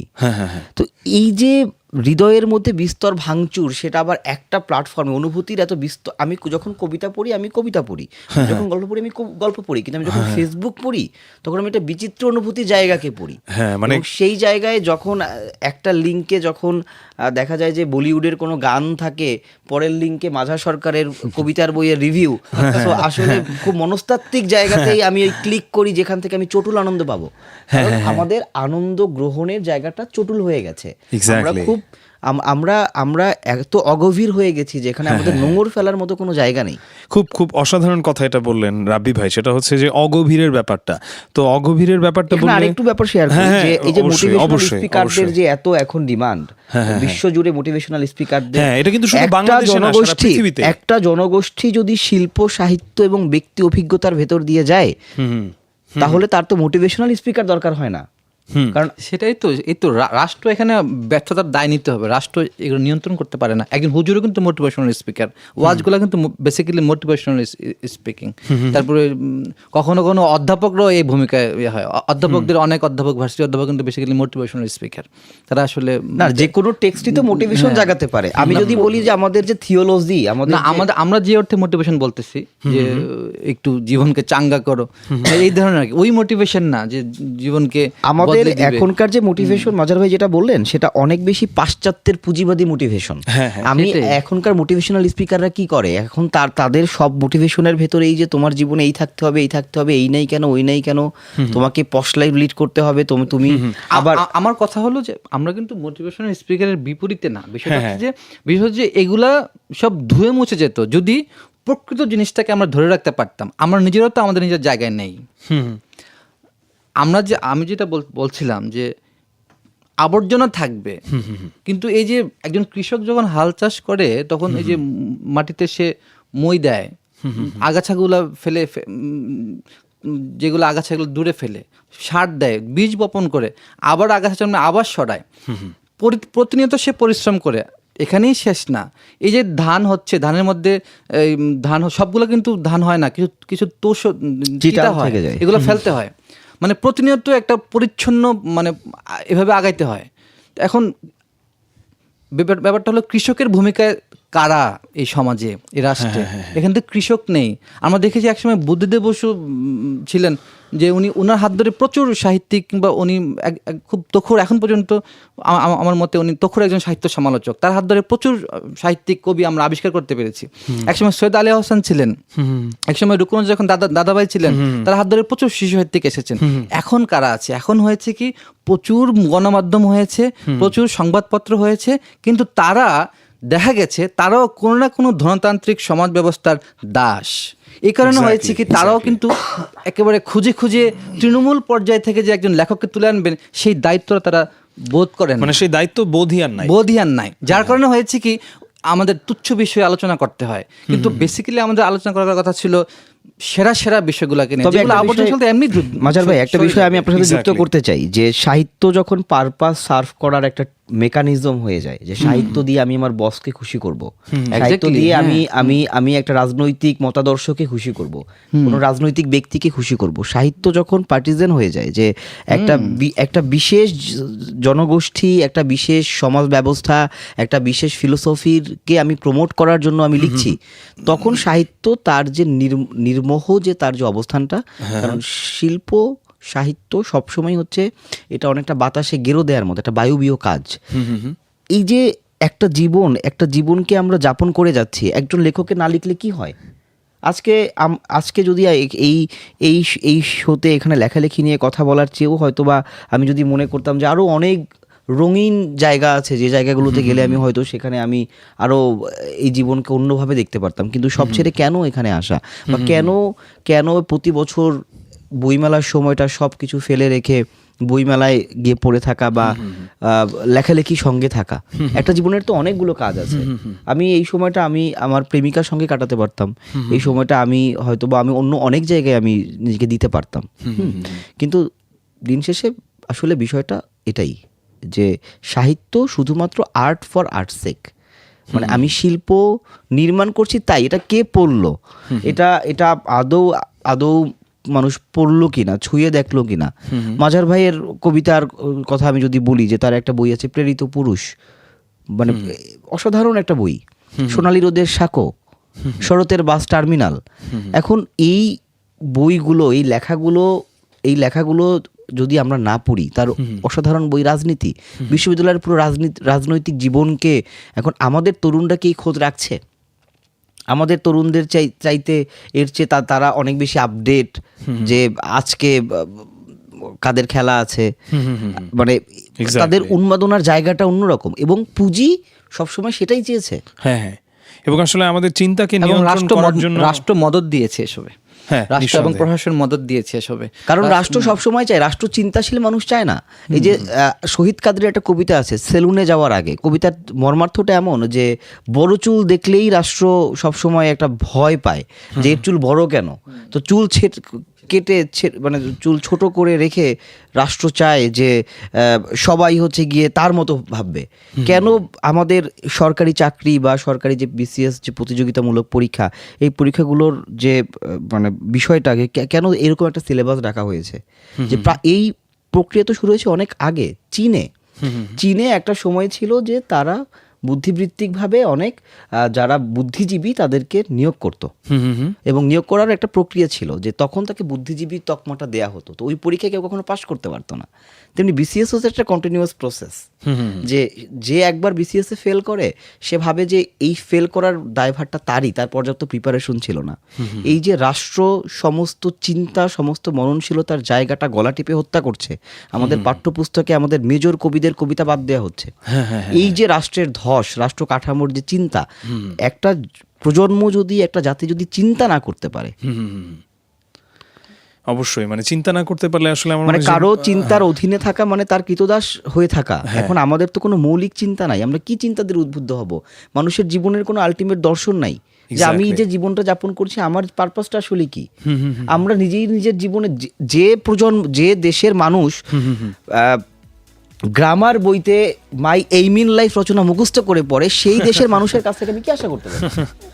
খুব মানে একটা সুন্দর একটা এক্সাম্পল দিয়েছেন রাব্বি ভাই। আমরা আসলে কথায় কথায় অনেক দূর চলে গেলাম, তো আমার মনে হয় যে আমরা একটা ছোট্ট ব্রেক নেই, ব্রেকের পরপর আবার ফিরে আসি। টিউন করে আছেন রেডিও ঢোল 94.2 FM। আব্দুল্লাহ কিন্তু রয়েছে আপনার সঙ্গে, রয়েছেন রাব্বি আহমেদ ভাই এবং মাঝার সরকার ভাই। কথা বলছিলাম লেখালেখি, বইমেলা, অনেক কিছু নিয়েই। ফিরে আসছি ব্রেকের পরপরই। টিউন করে আছেন রেডিও ঢোল 94.2 FM। আব্দুল্লাহ রয়েছে আপনার সঙ্গে, ব্যাক স্টেজ চলছে। আর ব্যাক স্টেজে কিন্তু আজকে আমার সঙ্গে রয়েছেন কবি রাব্বি আহমেদ ভাই এবং রয়েছেন মাঝার সরকার ভাই। তো আমরা কিন্তু কথা বলছিলাম যে লেখালেখি, 21শে বইমেলা, সব কিছু নিয়ে কথা হচ্ছিল। আর 21শে বইমেলার একদম শেষের দিকে এসেই কিন্তু আসলে আজকে আমাদের এই সব কিছু নিয়েই কম বেশি কথা। তো এবারে একটু ভিন্ন একটা টপিকে চলে যাব আমরা। আমার মনে হয় যে বই থেকে আলোচনা করতে করতে অনেক গভীর ভারী টপিকে চলে গিয়েছিলাম। সেটা হচ্ছে যে আমি বলবো অনলাইনে বইয়ের প্রাপ্তি নিয়ে, যেটা একটা অনেক পজিটিভ দিক। একদিক থেকে আমি বলবো আমাদের অনেক ওয়েবসাইট আসাতে যেটা হয়েছে যে আমাদের এত ব্যস্ত শহর, ট্রাফিকের শহর, সব কিছু মিলিয়ে সেখানে অনলাইনে এখন খুব ইজিলি বই পাওয়া যাচ্ছে। এবং এই ব্যাপারটাতে একটা আধুনিকায়নের অভাব বাংলাদেশে, যেটা নিয়ে কথা বলবো। বাংলাদেশের প্রকাশনীগুলো অনেক পিছিয়ে। সেটা হচ্ছে যে আমাদের দেশে এই কালচারটা আস্তে আস্তে গড়ে উঠছে ই বুক পড়ার। যদিও এটা বিতর্কিত, অনেকেই বলে যে যদি বইয়ের মলাটের স্মেল না থাকে, কিন্তু আসলে এখন এই ব্যাপারটাতে বিতর্ক করাটা অর্থহীন। কারণ যখন সারা পৃথিবীর যেটাতে মোট কথা ইউজ টু, এটা হচ্ছে কথা, সো ই বুক নিয়ে যে ইউজ টু, কিন্তু আমাদের দেশে সেখানে দেখা যাচ্ছে যে প্রচুর পাইরেসি হচ্ছে। এবং প্রকাশনীগুলো যখন নিজেদের ব্যবসা নিয়ে তাদের যেমন একটা হাহাকার আছে, ব্যবসা হচ্ছে না বা এটা সেটা, যদিও বইয়ের বিক্রি বছরকে বছর বেড়ে যাচ্ছে, কিন্তু পাঠক আসলে বাড়ছে কিনা সেটা হচ্ছে অনেক প্রশ্নবিদ্ধ একটা ব্যাপার। আসলে কি মানে পটেনশিয়াল পাঠক কি গ্রো হচ্ছে, নাকি সেটা আসলে কেমন বিক্রি বাড়ছে সেই বিক্রি বাড়ার আউটপুট আছে নাকি কোনো। তো আমার কথা হচ্ছে যে এই যে ই বুকের যে ব্যাপারটা, সেটা হচ্ছে যে পিডিএফ আমরা যেগুলো পাইও আমাদের বাংলাদেশে, আমি আমার জানা মতে হয়তো এই যে রিসেন্টলি একটা অ্যাপ বেরিয়েছে মুঠো বই, সেখানে হচ্ছে আমরা দেখছি যে পেইড পিডিএফ না, ওই অ্যাপটা থেকে কেনা যায় ডিরেক্ট বই। আর আদারওয়াইজ হচ্ছে যে কোনো আমার জানা মতে ওইরকম একটা ইবুকের সেই বই সেই বই এরকম কিছু আছে, কিন্তু সেটার মানে ব্যাপ্তিটা খুব কম। আমাদের প্রকাশনীগুলোর যেখানে এগিয়ে আসাটা উচিত, কারণ ধরলাম যে আজকে রাব্বি ভাইয়ের বইটার কথাই ধরি, যে রাজহাঁসের চিঠি। এখন যেটা হয়েছে যে দেখা যায় এটা হয়তো বা যুগের চাহিদা, অনেকে এটাতেই বেশি ইউজ টু যাচ্ছে। ঠিক আছে, আমি ঘুরতে যাচ্ছি, সাজেক যাচ্ছি বা যেখানেই যাচ্ছি, যে আমি ঠিক আছে আমি সাথে বই থাকলে ভালো, আমি এখন 5টা বই ক্যারি করব, তার চেয়ে আমি আমার ট্যাবটা নিয়ে গেলাম বা আমি আমার স্মার্টফোনে বইগুলো নিয়ে গেলাম। তো যখন আমাদের পিডিএফ যেগুলো আছে সেগুলো দেখা যায় যে 99%ই হচ্ছে পাইরেটেড পিডিএফ, সেটা কেউ পাইরেসি করে বানিয়েছে এবং যেটা থেকে লেখক প্রকাশক কেউই কোনো রয়্যালটি পাচ্ছে না বা কিছুই পাচ্ছে না। তো এই ব্যাপারটা নিয়ে হচ্ছে মনে হয় যে যেমন এখানে তো লেখকদেরও একটা দায়বদ্ধতা চলে আসে। লেখক কবিদের দায়বদ্ধতাটা হচ্ছে যে আধুনিকতার সাথে সেটা প্রকাশনীদেরকে পুশ করা হোক বা নিজেদের জায়গা থেকে হোক বা প্রকাশনীদের অবস্থানটাই হোক। আমি বুঝতে পেরেছি তোমার প্রশ্নটা, যে একটা বিষয় হচ্ছে যে টেকনোলজিকে তো আসলে গ্রহণ করতেই হবে। একটা সময় মানুষ পাথরে লিখতো, একটা সময় মানুষ পেপিরাসে লিখতো, এখন মানুষ। আমি আরেকটু ইন্টারাপ্ট করবো যে যেখানে অ্যামাজন বুক, অ্যাপেল বুকের মতো, যেটা মানে এমন বিজনেস সারা পৃথিবীতে, এবং মানুষ সেখান থেকে বই কিনছে, একদম পৃথিবীর বিখ্যাত বইও সেখান থেকে কিনছে। একটা বিষয় হচ্ছে যে তুমি যদি নলেজকে ওপেন সোর্স ধরো, যে কিছু বই আছে যে সেটা হচ্ছে ওপেন সোর্স অফ নলেজ, একটা বিষয় হতে পারে যে সেটা পাইরেটেড কিনা, সেটা পড়লো কিনা, সেটা নিয়ে একটা ডাজন্ট ম্যাটার। কিন্তু কিছু বই আছে যে তুমি ধরো যে এটা তুমি দেখবে যে ওয়েস্টার্ন কান্ট্রিগুলোতে এগুলো খুব ভালোভাবে হ্যান্ডেল করা হয়, কারণ ওই যে সবকিছুর মূলেই আসলে আমাদের যে এখানকার যে ব্যবস্থাটা, আমাদের সিস্টেমটা আসলে অতটা স্ট্রং না। এখন একটা বই প্রকাশ হওয়ার পরে, যেমন আমি আমার নিচের ঠোঁট কামড়ে ধরে কাঁদতে নেই বইটা 15তে প্রকাশের পর 3 বছর সেটা আউট অফ প্রিন্ট ছিল, কারণ প্রথম সংস্করণ শেষ হয়ে গিয়েছিল মেলায়। পরে 2 বছর প্রকাশনী আর কোনো উদ্যোগ নেয়নি, আমারও জীবন জীবিকার অন্য তাগিদ ছিল, আমিও সময় দিতে পারিনি। 18তে গিয়ে বইটা যখন বেরোলো, 18 অন্য একটা প্রকাশনী থেকে, মানে পুনঃমুদ্রণ হয়েছে, অন্য একটা পুনঃমুদ্রণ না, পুনঃসংস্করণ অন্য একটা প্রকাশনী থেকে হলো, 18তে আবার শেষ হয়ে গেল মেলায়। কিন্তু 19-এ আমি ভাবছিলাম যে বইটা আমি পাবো, কিন্তু 19-এও আমি বইটা পাইনি, দুর্ভাগ্যজনকভাবে 20-এও আমি বইটা পাইনি। এখন আমি যদি আমার জায়গায় আমি পারতাম, আমি এই বইটার ইবুক সংস্করণ আমি দিতাম, কিন্তু আমাদের দেশে যদি সেরকম পেশাদারিত্বের জায়গা থেকে, কারণ পুরো বিশ্বব্যাপী এখন যারা জলবায়ু নিয়ে কথা বলছে, ক্লাইমেট নিয়ে কথা বলছে, পরিবেশবাদীরা বলছে যে আমাদের ধীরে ধীরে কাগজের উপর ডিপেন্ডেন্সি কমিয়ে আনতে হবে।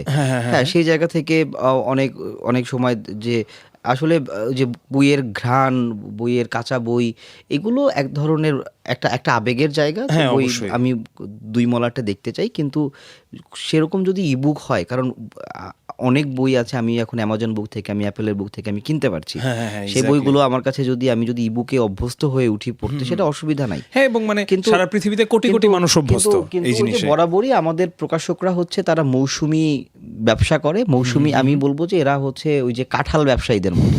এক মৌসুমে কাঁঠাল ব্যবসায়ীরা যেরকম কাঁঠাল বিক্রি করার পরে পরবর্তীতে কাঁঠালের মৌসুম শেষ হয়ে গেলে অন্য কি বিক্রি করা যায় এই ধান্দায় থাকে, আমাদের অধিকাংশ প্রকাশক হচ্ছে ধান্দাবাজ। তারা হচ্ছে গিয়ে এক মৌসুম তারা বইয়ের ব্যবসা করে, এই সময় প্রবাসী লেখক, রাজনৈতিক ব্যক্তিত্ব বিভিন্ন মাধ্যম থেকে পয়সা আনে, ওই পয়সা দিয়ে তারা বইটই করে, স্টল করে সারা, মানে ওই সময় দেখায় যে তাদের স্টল আছে, প্রকাশনী আছে, বহু তারা সাহিত্যের গোষ্ঠী উদ্ধার করতেছে। মেলা শেষ হয়ে গেলে এদের কারো কোনো খোঁজ খবর নাই, তারা তাদের অন্য ধান্দায় চলে যায়। আরেকটা বিষয় হলো যে পুরো প্রক্রিয়াটাই আসলে একটা মিথ্যাচারের মধ্যে দিয়ে আগায়। আমরা কি ভাবতে পারি যে প্রতি বইমেলার শেষে একটা দেয়, অ্যানাউন্সমেন্ট দেয় একাডেমি থেকে, বিভিন্ন পত্রিকায় আসে যে এবার 60 কোটি টাকার বই বিক্রি হলো, এটা কিন্তু পুরোপুরি মিথ্যা কথা। এত বই আমি বলবো আর কি, এটা আমার একেবারে ব্যক্তিগত উল্লেখ, এটা পুরোপুরি মিথ্যা কথা। আচ্ছা, এটা বলে হচ্ছে ওই যে ওখানকার যে মহাপরিচালক আছে তার ক্রেডিট নেওয়ার জন্য, এবং সেটা তো বলে যে ভাই আমি দেখি যে প্রতি বছরই প্রায় রেকর্ড। নো, এটা আপনি দেখবেন এই বছর বলবে, এই বছর গত বছরের তুলনায় একটু বেশি বলবে, এবং মানে পাঠক যেখানে কমছে সেখানে রেকর্ড কিভাবে, পাঠক কমছে না বাড়ছে সেটা দেখার বিষয় না। আমরা তো মেলায় থাকি, আমরা দেখি এত বিক্রি হয় না। মূলত প্রকাশকদের আয় বই বিক্রির বাইরে সেটা অন্য একটা পলিটিক্যাল ইকোনমি আছে, সেটা হয়তো আরেকভাবে আলোচনা করা যায়। মানে মূলত হচ্ছে এখানে দুর্বৃত্তায়ন এমনভাবে ঢুকেছে যে সাহিত্য, বই, প্রকাশন এগুলো এখন এর বাইরে না। আচ্ছা, আমাদের চারিত্রিক স্থলন ঘটেছে নানাভাবে, আমি নিজেও এর অংশ, সত্যি কথা যেটা। যার কারণে হচ্ছে সাহিত্যটা এখন আমাদের নৈতিক মানদণ্ড তৈরি করার জায়গায় নেই। যেখানে বইমেলা নিয়ে আমরা দেখি যে যারা বলে যে বইমেলা অনেক সুন্দর হয়েছে, অনেক ঘোরাঘুরির জায়গা হয়েছে, অনেক স্পেস, এগুলো তো খুব মানে সাধারণ মানুষের কথা, এগুলো তো পার্টির নেতাকর্মীদের কথা। কিন্তু একজন লেখক, একজন সাংবাদিক, সে কিন্তু আত্মতৃপ্তিতে ভুগতে পারে না। একজন লেখক মাত্রই অতৃপ্ত মানুষ।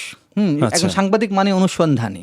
আমরা যদি আরো একটু ভিতরে ঢুকি তাহলে কিন্তু আমরা দেখতে পাবো যে এই প্রতি বছর বইমেলায় স্টল পাওয়া নিয়ে প্রকাশকদের মধ্যে যে দ্বন্দ্ব হয় এবং সেখানে যে অসুস্থ প্রতিযোগিতা চলে এবং কার বই বের করে, এবং এই প্রতিযোগিতার কারণে কিন্তু ওরা ভালো ভালো লেখক রেখে নানা ধরনের এই যে সেলিব্রিটির দিকে আগাচ্ছে, সোশ্যাল মিডিয়া সেলিব্রিটি, এটা কিন্তু এক ধরনের অসুস্থ প্রতিযোগিতা। ওরা কিন্তু সেটা শিকার, কারণ ওর তো প্রফিট দরকার। এখন ও যে একটা ভালো বই নিয়ে দায়িত্ব নিয়ে প্রকাশ করবে, প্রচার করবে, এই যে পরিশ্রমটুকু সে সেটা করতে চায় না। সে চায় অল্প পরিশ্রমে কোনো একটা শর্টকাট দিয়ে, সিনেমার নায়ক দিয়ে বই লিখিয়ে আয় করার উপায় খোঁজে, কিংবা কোনো প্রবাসী লেখকের কাছ থেকে টাকা নিয়ে বই করার ধান্দা খোঁজে। সে যে একজন লেখক তৈরি করবে, আমরা দেখি যে স্টুডেন্ট ওয়েজ, আহমদ পাবলিশিং, তারা লেখক তৈরি করতো, মুক্তধারা প্রচুর লেখক তৈরি করেছে বাংলাদেশে। এখনকার প্রকাশকটাকে লেখক তৈরি করে সেই ধরনের প্রকাশক তো নাই। তারা যে ও বলেছে, রাব্বি বলেছে যে কাঁঠাল ব্যবসায়ী, ওরা আসলে তাই, ওরা মূলত ঠিকাদার। গুটি কয়েক খুব অল্প সংখ্যক আছে যারা প্রকাশক, যারা আসলেই বইটাকে এখনো বুকে লালন করেন, লেখকদের ধারণ করেন। কিন্তু আমরা আমাদের বইমেলার যে মূল জায়গাটা, আমরা বইমেলা যেই অর্থে আমরা বইমেলা শুরু করেছিলাম ভাষার জায়গা থেকে, হ্যাঁ, যে আমার পৃথিবীতে একমাত্র মেলা যেটা ভাষার কারণে আমরা আমাদের সেই বাহান্নর ভাষা, বাংলা ভাষার বই থাকবে, সেই যে একটা ন্যাশনালিজম, জাতীয়তাবাদ, সেই জায়গায় তো আমরা নেই। এবং আমাদের ভাষা কিন্তু আমাদের যে মুক্তিযুদ্ধ হয়েছিল, যে কারণে আমরা একতাবদ্ধ হয়েছিলাম, এক হয়েছিলাম, জয় বাংলা, যে রাষ্ট্রভাষা বাংলা চাই। কিন্তু সেই একই একতা আমাদেরকে একইভাবে নৈতিক শক্তিতে বলীয়ান করতে পারলো না। আমরা একই সাথে আবার দুর্বৃত্ত হয়ে গেলাম। কেন হলাম? কারণ আমরা সাহিত্য থেকে সরে গেছি। আপনি খেয়াল করে দেখবেন যে 71 সালে যে এই স্বাধীন বাংলা বেতার কেন্দ্রের যে গানগুলো ছিল, এগুলো সব কবিতা, সবগুলা কবিতা, এবং সব লেখকদের, সিকান্দার আবু জাফর, তারপরে যে এই মাহবুব আলম চৌধুরী, কাঁদতে আসেনি ফাঁসির দাবি, এই যে এগুলো সব কবিতা। তো কারণ এই কবিতা এত দ্রুত সঞ্চারণশীল, সেগুলা গান খুব দ্রুত মানুষের কাছে পৌঁছে গেছে এবং মানুষ কিন্তু একতাবদ্ধ হয়েছে। সুতরাং আমরা সাহিত্য থেকে বিচ্ছিন্ন মানে আমাদের একতার আর কোনো জায়গা নেই। যার কারণে এখানে প্রকাশক না হয়ে যারা প্রকাশক হিসেবে আসছেন, তারা বইকে ভালো না বেশে মূলত আসলে ওই যে কাঁঠাল ব্যবসায়ীরা আসছে, যার কারণে লেখক তৈরি হচ্ছে না। তো আমাদের মিউজিকের ক্ষেত্রে আমরা যেটা দেখি যে মিউজিকের ক্ষেত্রে আমাদের মিউজিক ইন্ডাস্ট্রিও যখন একটা সংকটাপন্ন ব্যবসায়িক অবস্থায় চলে যায়, সো লেবেলদেরও সেখানে অনেক দোষ আছে এবং একটা বিশাল বড় মানে একটা বলবো যে একটা দুর্বৃত্তের মতো রোলটা প্লে করেছে আমাদের লেবেলগুলো। তো তখন কিন্তু দেখা গেছে যে আমাদের অনেক মিউজিশিয়ানরা এখন আর কোনো লেবেলের ধারই ধারে না। সেটা হচ্ছে যে ব্যাপারটা চলে এসেছে যে ঠিক আছে, আমি মিউজিক ভিডিও তৈরি করলাম বা আমি অনলাইনে রিলিজ দিলাম, আমি এটাকে স্পটিফাই দিলাম, অ্যামাজন মিউজিকে দিলাম, গান অ্যাপে দিলাম, আরো যা স্ট্রিমিং মিডিয়াতে দিলাম। তো সেই দিকটা থেকে আমরাও একটা সময় যেতে পারি কিনা, মানে এখানে এটার ভালো খারাপ দুইটা দিকই আছে। যেটা বললাম যে মিউজিশিয়ানের ওই ব্যাপারটাতে, এখানে যেহেতু মানে আমরা পাবলিশার্সদের কাছ থেকে সেই পৃষ্ঠপোষকতা বা পাবলিশার্সের যেই ভূমিকা, আমি যেহেতু এটা পাচ্ছি না, যদি কাজের চেয়ে আরও ক্ষতি হয়, তাহলে আমরা কি সেই জায়গাটাতে যেতে পারি নাকি যে ঠিক আছে আমি বই করলাম, আমি সেটাকে আমি ইবুক হিসাবে দেই, হার্ড কপি হিসাবে দেই? সেটা হয় না, স্বতন্ত্র হিসেবে দেয়াটা। সাহিত্য সবসময় একটা যৌথ প্রক্রিয়া, এটা একটা একতাবদ্ধ প্রক্রিয়া। এটা একক মানুষ লিখতে পারে, একজন কবি নির্ভরচারী হতে পারে, গোপনে সে লিখতে পারে, কিন্তু সাহিত্য যে বিষয়টা, এটা সামগ্রিক সংস্কৃতির অংশ। এখানে প্রকাশক কিন্তু সাহিত্যের একটা অংশ, খুব গুরুত্বপূর্ণ অংশ। একজন পত্রিকার সাহিত্য সম্পাদক, সে খুব গুরুত্বপূর্ণ অংশ। একজন অধ্যাপক, বাংলার অধ্যাপক, খুবই গুরুত্বপূর্ণ অংশ। সবাইকে নিয়েই আমাদের এগোতে হবে, সবাইকে একযোগে কাজ করতে হবে। মানে আমি বই করলাম, এটা একদম অভিমানের জায়গা কথা হয়ে গেল। আসলে এই যে সবাইকে নিয়ে আগানোর যে বিষয়টা, একটা নর্মস এন্ড ভ্যালুজ যে দাঁড়াবার, সেই আমরা সেটা অনেকটুকুই হারিয়েছি। এখন যেটা করতে হবে আমার মনে হয় যে বইমেলায় এটা করতে গিয়ে হয়েছে কি, বইমেলা করেছে কি, সরকার করেছে কি, বাংলা একাডেমি করেছে, বই সেন্সর করা শুরু করেছে যে বিতর্কিত বই বের করা যাবে না। কিন্তু আমরা তো ধানের অজস্রতায় বিশ্বাসী। একের সাথে শ্যামা গান গাইবে, কেউ গজল গাইবে, কেউ গান গাইবে, কেউ নাচবে, কিন্তু এর মধ্য থেকে কিন্তু আমাদের রাজনৈতিক অঙ্গীকার থেকে সরা যাবে না। আমাদের যেটা আমি দেখি যে মূলত প্রত্যেকেই পলিটিক্যাল, একজন কবি মাত্রই রাজনৈতিক, এবং রাজনৈতিক এখানে দল অর্থে নয়, তার অঙ্গীকারের জায়গা থেকে সে কি চায়, সে আগে বাংলাদেশকে কিভাবে দেখতে চায়, সে তার সমাজটাকে কিভাবে দেখতে চায়, তার ভবিষ্যৎকে কিভাবে দেখতে চায়, সেই জায়গাটা আমরা তৈরি করতে পারি না। যার কারণে হচ্ছে কি কোনো টেক্সট নাই। ভালো চলচ্চিত্র কেন হচ্ছে না? কারণ ভালো লেখক নাই। আচ্ছা, কিংবা ভালো লেখকগুলো খুব কম হচ্ছে, ভালো চিত্রনাট্য খুবই কম, হয়তো। হ্যাঁ, খুবই কম। এটা যে বিষয়টা তুমি মিউজিকের সাথে তুলনা করলে, বিষয়টা তো আসলে সেমই। আর তুমি একা একা গান করে সেটা ইউটিউবে ছেড়ে দিলে, আর যখন তুমি হচ্ছে ধরো যে কোনো লেভেলের ভেতর দিয়ে গেলে, এখন একটা বিষয় হচ্ছে টেকনোলজি যেহেতু বুম করেছে, এই টেকনোলজিক্যাল বুমিং পিরিয়ডে তুমি কিন্তু নিজের একটা অপশন আছে। তুমি এখন ইউটিউব খুলে তুমি তোমার একটা চ্যানেল করে তুমি নিজেকেই নিজে স্বীকৃতি দিতে পারো। আত্মস্বীকৃতির যে জায়গাটা, তবে আত্মস্বীকৃতিতে যে রিস্কটা থেকে যায়, যে তুমি যখন নিজেকেই নিজে এডিট করছো, তখন তোমাকে পঠন পাঠন রুচির দিক থেকে তোমাকে ওই জায়গায় পৌঁছাতে হয়। কিন্তু অধিকাংশ মানুষেরই, যেটা মাঝার ভাই বারবার বলেছে, যে বিচার ব্যবস্থাটা, আমি আমার লেখাটা আমি প্রকাশ করব, কিন্তু আমি কখন প্রকাশ করব? কারণ সবকিছুর একটা সময় থাকে। একটা ঝিঝি পোকা একটা দীর্ঘ সময় মাটির নিচে চাপ থাকার পরে তারপর সে ডাকার জন্য উপযুক্ত হয়ে বেরোয় আসে। বা আমরা দেখি একটা মানব ভ্রূণেরও সময় লাগে 10 মাস মাতৃগর্ভ থেকে সেটা প্রকাশ করার জন্য। এখন আমি কি একটা অপরিপক্ক ভ্রূণকে প্রকাশ করব, নাকি সেটা পরিপূর্ণ বিকাশ হবে তারপর? আর একটা কথা যেটা হচ্ছে, তুমি বললে যে এখন মিউজিক ইন্ডাস্ট্রির যে ধসটা, পাইরেসি সেখানে আছে। এখন কথা হচ্ছে যে আমাদের দেশের গীতিকাররা যারা ভালো গান লেখে, তাদের মধ্যে কি সমন্বয়টা আছে? যে ভালো গান করে, এখন যারা ভালো গান করে, তারা কি জানে এই সময় কারা কবিতা লিখছে? আমরা সবসময় দেখেছি যে বাংলা আধুনিক বাংলা গানে আমরা ডিএল রায় থেকে, যদি আমরা ডিএল রায় বলি, আমরা যদি রবীন্দ্রনাথ বলি, আমরা যদি নজরুল বলি, আমরা আরেকটু আগে যদি আমরা যাই, যে সব তো গান তো কবিরা লিখেছে। আসলে গান তো কি? গান তো কবিতা। সেই কবিতাকে যখন সুর দেওয়া হয়, তারপর সেটা গান হয়ে ওঠে। এখন কথা হচ্ছে যে আমাদের দেশে এখন যারা মিউজিক করে, আমরা দেখি যে ওই সময় যারা সঙ্গীত করতেন, তারা কবিতা পড়তেন, সাহিত্য পড়তেন, নৃতত্ব পড়তেন, সমাজবিজ্ঞান পড়তেন। তাদের একটা মাল্টি ডিসিপ্লিনারি জায়গায় তাদের পঠন ছিল। কিন্তু এখন হয়তো একটা ওই যে বিভিন্ন প্রতিযোগিতামূলক দ্রুত খ্যাতি হয়ে যাওয়ার কারণে তারা হয়তো বা কোনো একটা রিয়েলিটি শো এর মাধ্যমে উঠে তারা হয়তো বা ভাবলো যে তারা অনেক কিছু জেনে গেল, ভাইরাল হয়ে যাওয়া। কারণ গান বলি, কবিতা বলি, সবই তো একটা জার্নি। একজন শিল্পীর জার্নিটা হচ্ছে তার নিজের সাথে, মানে আমরা সবাই একজন যারা শিল্পী, মানে শিল্পের জায়গায় যারা কাজ করতে চাই, তারা সবাই নিঃসঙ্গ একজন সার্কাস শিল্পীর মতো, কাফকার, যে সে একা তার পথে হেঁটে যায়, তার পথে আর কেউ না, এবং তার পথটা তারই। প্রত্যেকেই তার নিজের জীবনের গতিপথে নিজে দৌড়াচ্ছে। এখানে মাজার ভাই আমার প্রতিযোগী না, তুমি আমার প্রতিযোগী না। এখন আমি কি আমাকে ছাড়িয়ে যেতে পারছি কিনা, এটা একটা বিষয়। নিজের সাথে নিজের প্রতিযোগিতা। কিন্তু এখন আমরা দেখছি যে একটা গান বের হলে, যে কার গান কত মিলিয়ন ভিউজ। আমরা মিউজিক ভিডিও, আমি যদি বলি যে গৌরী প্রসন্নের গান যখন আমি শুনি, তখন তো আমার এই যে শুধু গানের দিনে লাগানো গান শোনাবার, বা তুমি যদি বলো যে এই গানগুলো শোনার সময় তো আমার ওই মিউজিক ভিডিও দরকার হয় না। আমার নিজের মনের তো একটা মিউজিক ভিডিও আছে, আমার মনের ভিতর তো একটা দৃশ্যকল্প ঘুরে বেড়ায়। তো কথা হচ্ছে যে এগুলো সবই হয়েছে কারণ পুঁজিবাদ সবসময় অধিক মুনাফা চায় বাই এনি হাউ। এখন পুঁজিবাদের জায়গাটাই হচ্ছে যে সর্বোচ্চ মুনাফা আমি কিভাবে পাবো। এখন সর্বোচ্চ মুনাফা যখন হবে, তখন তুমি দেখবে যে আমাদের ওই যে মানে এগুলো খুব খারাপ শোনা যায় অনেয়ারে বললে, ধরো নির্দিষ্ট কিছু গান ইদানিং খুব জনপ্রিয়তা পেয়ে যাচ্ছে, যে গানগুলোর মধ্যে ধরো যে ব্লেমিং করা বা রিলেশনশিপ, বিরহের গানও তো সুন্দর। আমি প্রতিযোগিতামূলক ব্যাপার আছে, আমি তোমারও বিরহে রহিব বিলীন, তোমাতে করিব বাস, এইটার যে ব্যঞ্জনা, এই ব্যঞ্জনা অনুভব করার মতো মানে এই প্রজন্মের সেই মেধা মননটা তৈরি হচ্ছে না বলেই আমরা কিন্তু খুব সস্তা লিরিক্সের কিছু গান, খুবই সেই সস্তা লিরিক্স হচ্ছে কি সবচেয়ে মজার বিষয় হচ্ছে যে প্রেমের গানগুলোতে আমরা দেখি যে প্রেমিকাকে অভিশাপ দিচ্ছে, মানে এটা তো, এবং তাকে তাকে দোষ দিচ্ছে যে তুমি মানে ব্যাপারটা এরকম হয়ে গেছে। সে যে উদাহরণ দিল যে ওই ধরনের মানে মানে এগুলো সমগ্রতা নেই এখন।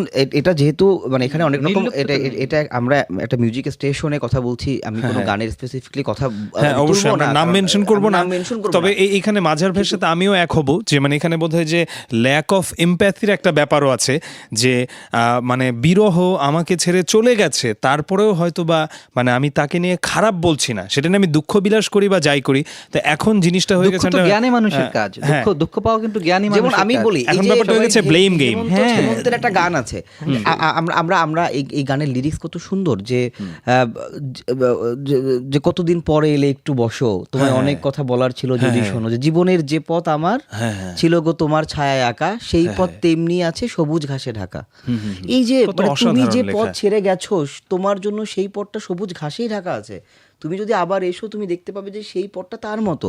বা আমি যদি বলি যে সন্ধ্যা মুখার্জির গান, যে আজ তবে এইটুকু থাক বাকি কথা পরে হবে, ধূসর ধুলির পথ ভেঙে পড়ে আছে রথ, কিছু মানে জীবনে আবার একেবারে প্রান্তিক জায়গায় যদি দেখি আমরা ধীবর, জেলে, মুচি, তাদের যে জায়গাটা, তাদের যে ল্যাঙ্গুয়েজ, খুব তুখোর গালিগালাজ, প্রচুর স্ল্যাং, ওইখানে কিন্তু এক ধরনের লৌকিক জ্ঞান কিন্তু এক্সিস্ট করে। না পপুলার ওই জায়গাতেই জরুরি গানের জায়গাটা। যেমন হেমাঙ্গ বিশ্বাসের যে গান, হেমাঙ্গ বিশ্বাসের গান, যে একটা গান আমি রিসেন্টলি শুনলাম একটা ইয়েতে, যে আমাদের ওই যে শাহাদুজ্জামান ভাই একটা বক্তৃতায় বলেছিলেন, আমি পরে খুব ভালো লাগলো এটা, যে সালাম চাচা সালাম গো তোমার পায়ে, এই যে গানটা, যে বড় নৌকার মাঝি আল্লাহ বানাইছে আমায়, হইও গিয়া চাচির কাছে দিন টানা দিন গুণ টানা দিন ঘুইচা গেছে বৈশাখী পাশায়। মানে বিষয়টা হচ্ছে যে একটা সময় মানে সে হেমাঙ্গ বিশ্বাস আবার তার গানের বর্ণনা দিচ্ছে এইভাবে, যে এতিম শিশু, সে বড় হয়েছে চাচির ঘরে, চাচি তাকে মানুষ করছে, এক সময় নৌকার গুণ টানতো, এখন সে বড় নৌকার মাঝি। আবার সেটা কি কত সুন্দরভাবে কানেক্টেড ল্যাঙ্গুয়েজ। গান কি, গান বলি, কবিতা বলি, সবই তো আসলে মানুষের গল্প বলে। সেই আলতামিরার গুহা চিত্র থেকে শুরু করে মাঝার সরকারের কবিতা, সবই হচ্ছে স্টোরি টেলিং। অফকোর্স সবই হচ্ছে যে জীবন এবং মানুষের একটা সিম্বলিক একটা। মূলত আমরা এই সমগ্র বাস্তবতারই অংশীদার মাত্র। আমরা এখানে কেউ জয়ী কিংবা পরাজিত নয়, আমরা একটা পার্টিসিপেশন। নদীর এই যে নদীর প্রথমেই আমাদের আলোচনার শুরুতে কিন্তু নদীর কথা উঠেছিল, নদীর প্রসঙ্গটা খুবই দারুণ। নদীর যে ঢেউ, এটা ব্যাপারটা খুব যৌথ বিষয়। নদীর ঢেউ যখন হয় না, তখন একটা ঢেউ আর একটা ঢেউকে কিন্তু মুছে ফেলে, আবার ওই ঢেউটা যেটা মুছে গেছে এটাই কিন্তু কিছুক্ষণ পর আবার জাগে। একটা ছন্দ। এখন যে ঢেউটা মানে করে ফেললো, মানে ওভারল্যাপ করে ফেললো, যে ঢেউ নিচে পড়ে গেল, সেই ঢেউর কিন্তু দুঃখবোধ নেই, কারণ সে একটু পরে যাচ্ছে। এই যে মানুষের মধ্যে ধীরতা, মানুষের মধ্যে এই যে সহিংসতা, মানুষের মধ্যে এই ধৈর্য, মানুষের মধ্যে সেই ধীশক্তি, এই ধীশক্তি একটা সাংস্কৃতিক পরিমার্জন, সাংস্কৃতিক বিকাশের মাধ্যমে অর্জন করতে হয়। আমরা খুব দ্রুত এক ধরনের খুব বেশি এত বেশি মানে হিস্টেরিয়াগ্রস্ত হয়ে গেছে যে খুব দ্রুত আমরা আত্মবিস্মৃত জাতি। আমরা আমাদের অতীত, আমাদের যে ঐতিহ্য, আমাদের সংস্কৃতিকে আমরা ভুলে যাই। মানে এই অ্যাকালচারেশনের এই যুগে, যখন হচ্ছে যে সাংস্কৃতিক আগ্রাসন একদম বিশ্বব্যাপী এবং নগরায়ন, অপরিচ্ছন্ন নগরায়ন এর জন্য দায়ী। মানে আমি এটা আমার আগের বইতে আমি প্রত্যেকই পৃথক পৃথিবীতে আমি বলেছি যে এই যে মানুষের মধ্যে এক ধরনের অ্যাকালচারেশন, মানে কোনো কিছু, এটাকে খুব ভালোভাবে এটা একটা সোশ্যাল সায়েন্সের থিওরি আছে, হেজিমনি, যে আমি যখন একটা সাংস্কৃতিক একটা দৈন্যতার ভেতরে পড়ে যাব, আমি যখন আমার সব কিছুর ভেতরে, যে আমি তো বাঙালি, এই যে কোল, মুন্ডা, সাঁওতাল, এরা যে আমার ভাই, আমি যে এই জনপদের মানুষ, এই বাংলার এই কাদা মাটি জল, এই পূজা পার্বণ, এই গান, এই একসাথে গজল হচ্ছে, একসাথে আমাদের কীর্তন হচ্ছে, আমি তো এইসবের ভেতর দিয়ে বড় হওয়া একটা মানুষ। তো আমি যখন আমার শেকড়কে খুঁজতে যাব, আমি যখন নিজেকে উপলব্ধি করতে শিখবো যে আমি আসলে কোত্থেকে এলাম, আমাদের অধিকাংশ মানুষই সেই আমি কোত্থেকে এলাম, কারণ তাদের কথাবার্তা বা তাদের সব কিছু শুনলে মনে হয় যে সে জন্মানোর আগে পৃথিবীতে আর কোনো সভ্যতা ছিল না, সভ্যতায় জন্মানোর পর সে প্রথম যা বলছে সেটাই হচ্ছে গিয়ে। কারণ আজকে আমি রাব্বি আহমেদ, আজকে মাঝার সরকার, আজকে তুমি আব্দুল্লাহ, আমরা তো সবাই আমি তো রাব্বি, তো আমি রাব্বি না, আমরা সবাই কি, আমরা হচ্ছে যে আমরা একটা ঐতিহাসিক পরম্পরার ভেতর দিয়ে এসে আজকে আমি মানে এই ভার্সনটাতে এসেছি আমাদের এই থট প্রসেসে, আমাদের এই চিন্তা প্রক্রিয়ায় বহু মানুষের অবদান আছে। হ্যাঁ, অবশ্যই অবশ্যই। আমি আমার পিতামহের কাছ থেকে শিখেছি, আমি আমার সংস্কৃতি থেকে নিয়েছি। সো আমি আমার এই সেলফটাকে কিভাবে বলতে পারি যে এই সেলফটা আমি। হ্যাঁ হ্যাঁ, অবশ্যই অবশ্যই। মানে মোট কথা হচ্ছে যে সব মিলিয়ে এখানে আসলে এই বিশ্বাসটাই একটা বদ্ধমূল যে আমার জন্মের পর থেকেই সভ্যতার শুরু। হ্যাঁ, এটা খুবই ব্যাপার। যেমন ধরুন তরুণ প্রজন্মের মধ্যে যেমন যারা গান করতে আসে, যারা বিভিন্নভাবে তাদের সবকিছুর ভেতরেই একটা যে আত্মশ্লাঘা, যেমন অনেক কবির ভেতরে আমি এটা দেখতে পাই যে অনেক লেখকের মধ্যে, বা যে সে বেস্ট সেলার হচ্ছে এবং সে ভাবছে যে সে সাহিত্যের রাজপুত্র। এই যে আখ্যান দেয়া যে সাহিত্যের আবার রাজপুত্র কিভাবে হয়, মানে সাহিত্যকে কিভাবে আমি অ্যানথ্রোপোমরফিক করতে পারি। সাহিত্য তো কাউকে তৈরি করে না, জন্ম দেয় না। এটা তো একটা সাহিত্য, তো একটা সাহিত্য হচ্ছে একটা মিরর। আমরা যখন আমরা যে দেশ যে স্বাধীন হলো তার কিন্তু অনেক আগে থেকে কিন্তু আমাদের কবিতায়, আমাদের গদ্যে, আমাদের সাহিত্যে, গানে কিন্তু সেটা একটা আভাস পাওয়া গেছে কিন্তু। যে গানগুলা মানে বিরোধিতা, শাসকের বিরোধিতা, পুঁজির বিরোধিতা, বৈষম্যের বিরোধিতা, সেগুলো কিন্তু কবিদের লেখনীতে এসেছে। যেটা হয়েছে যে আমাদের একটা স্বাধীনতা যুদ্ধ হয়েছে, বিপ্লব কিন্তু এখানে হয়নি ওই অর্থে। যার কারণে আপনি এখন যে বইমেলা হচ্ছে না, বইমেলায় যারা আমাদের বয়সী যারা লিখে এই সময়কার যে বই, এই বইগুলো যদি দেখা হয়, দেখা যায় ওখানে কোথাও বৈষম্যের বিরুদ্ধে কোনো বক্তব্য নাই, কোনো ধরনের অনিয়মের বিরুদ্ধে কোনো বক্তব্য নাই। এখানে শুধুই আত্মতৃপ্তি এবং এক ধরনের ভাবালুতা এবং এক ধরনের প্রশংসার মধ্যে দিয়ে আগাচ্ছি আমরা এত কিছুর পরেও।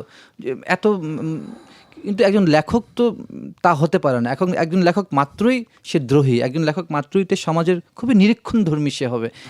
সে একটা প্রেমের উপন্যাস লিখতে পারে, কিন্তু সে প্রেমের উপন্যাসে সে যে অন্যায্যের বিরুদ্ধে দাঁড়াবে, সেই বক্তব্য কিন্তু আমি মনে করি সেগুলো আমাদের সাহিত্যে নেই। এবং যার কারণে হয়েছে কি, যেটা আমি আশঙ্কা করি যে আগামী 20-25 বছর পরে মানে আমরা এর চেয়ে ভালো অবস্থা থাকবো না। বরং আমি মনে করি, আমি আশঙ্কা করি যে আমরা এখন যে কারণে আমরা একটু হতাশা বোধ করি, এর চেয়েও আরও বাজে অবস্থা আমরা যেতে পারি। তো আমরা তারপরেও আসলে আমরা বিলিভ করি যে হয়তো বা ভালো একটা কিছু আসবে, বা আমাদের সবার মধ্যে বোধোদয় হোক। আমরা যেই ব্যাপারগুলো নিয়ে কথা বলছি, বা সেখানে রাষ্ট্রেরও একটা অনেক বড় বা হয়তো বা মূল দায়বদ্ধতাটা রয়েছে। সো সেই জায়গা থেকে যদি সব কিছু ভালো মতো যদি চলে, তাহলে আমার বিশ্বাস যে রাব্বি ভাইয়ের একটা কথায় ফিরে যাই যে আমাদের সেই একই সাথে গজল চলছে, একই সাথে হামদনাথ চলছে, আবার শ্যামা সঙ্গীতও চলছে। মোট কথা যে আমাদের যেই সংস্কৃতি বা যেই কালচারাল ডাইভার্সিটি, এই অসাধারণ যে ব্যাপারটা, সেটা যদি আমাদের মধ্যে এই বোধগুলো যদি আবার জেগে ওঠে, বা যদি জিনিসগুলোকে চর্চার মধ্যে আনা যায়, এবং যেখানে নিঃসন্দেহে সবচেয়ে বড় মানে কাণ্ডারির ভূমিকাটা পালন করতে পারে হচ্ছে সেখানকার কবি, সাহিত্যিক, শিল্পী, রাজনৈতিক থেকে শুরু করে সেই মানুষগুলাই। কারণ আলটিমেটলি একটা শিল্পীর কথা যদি বলি, মানে তিনি চিত্রশিল্পী হন আর তিনি গায়ক হন, তিনি গিটার বাজান, যাই হন না কেন, মানুষ কিন্তু দেখা যায় যে শুধু তার গানটাই শুনে না। বা যেমন আমি যদি আমাদেরকে ছেড়ে চলে গেছেন 1 বছর আগে প্রয়াত আইয়ুব বাচ্চুর কথাই বলি, বাংলাদেশের একজন কিংবদন্তি, সর্বকালের সর্বশ্রেষ্ঠ গিটারিস্টদের একজন, বা সর্বকালের সর্বশ্রেষ্ঠ গিটারিস্ট বললেও ভুল হবে না। তো যেমন আমরা আসলে শুধু তাদের গানকেই ভালোবাসি না, আমরা ডিরেক্ট তাদের লাইফস্টাইলকেও ফলো করি, এরকম। সো একটা কবি সাহিত্যিকও কিন্তু তার চেয়ে কোনো অংশে কম না। তো আমার মনে হয় যে আজকে অনেক কিছু নিয়ে কথা হলো, এবং অনেক কিছু নিয়ে কথা হতে হতে আমাদের একদম শেষ পর্যায়ে আমরা চলে এলাম। সো আমি অনেক ধন্যবাদ জানাবো রাব্বি ভাই এবং মাঝার ভাই দুইজনকেই। আমরা লেখালেখি থেকে শুরু করে কথা বলতে বলতে অনেক দিকে আমরা চলে গিয়েছিলাম, তবে খুব চমৎকার 2টা ঘন্টা গেল। এবং যারা আমাদেরকে শুনলেন এতক্ষণ, আমার মনে হয় যে এই কথাগুলো থেকে যদি মানে ছোট্ট একটা অংশ যদি আসলে কেউ ধারণ করে, বা আমরা যে পরিবর্তনের কথা বলি যদি সেটা মানে সত্যি মানুষের বোধের মধ্যে আসে এবং সেটা কার্যকারিতার দিকে যায়, তাহলেই মনে হয় যে সব কিছু সার্থক। সো আমি আবারও ধন্যবাদ জানাচ্ছি রেডিও ঢোলের পক্ষ থেকে এবং সব লিসেনারদের পক্ষ থেকে রাব্বি ভাই এবং মাঝার ভাইকে আমাদেরকে এত চমৎকার 2টা ঘন্টা উপহার দেবার জন্য। ধন্যবাদ। খুবই ভালো সময় কাটলো। রেডিও ঢোল কর্তৃপক্ষকে ধন্যবাদ আমাদেরকে আমন্ত্রণ জানানোর জন্য। সবাইকে বইমেলায় আসতে হবে সবসময়, আগামী বছরের জন্য আবার বইমেলায় আসার সবাইকে আমন্ত্রণ, এবং বইমেলায় এসে ভালো বই খুঁজতে হবে। যে অবশ্যই কাদের বই পড়লে তার মন এবং মনন দুটো জায়গায় ধাক্কা দেয়। শুধু লেখক না, পাঠক পরিশ্রম করতে হয় ভালো বই খোঁজার জন্য। অবশ্যই অবশ্যই।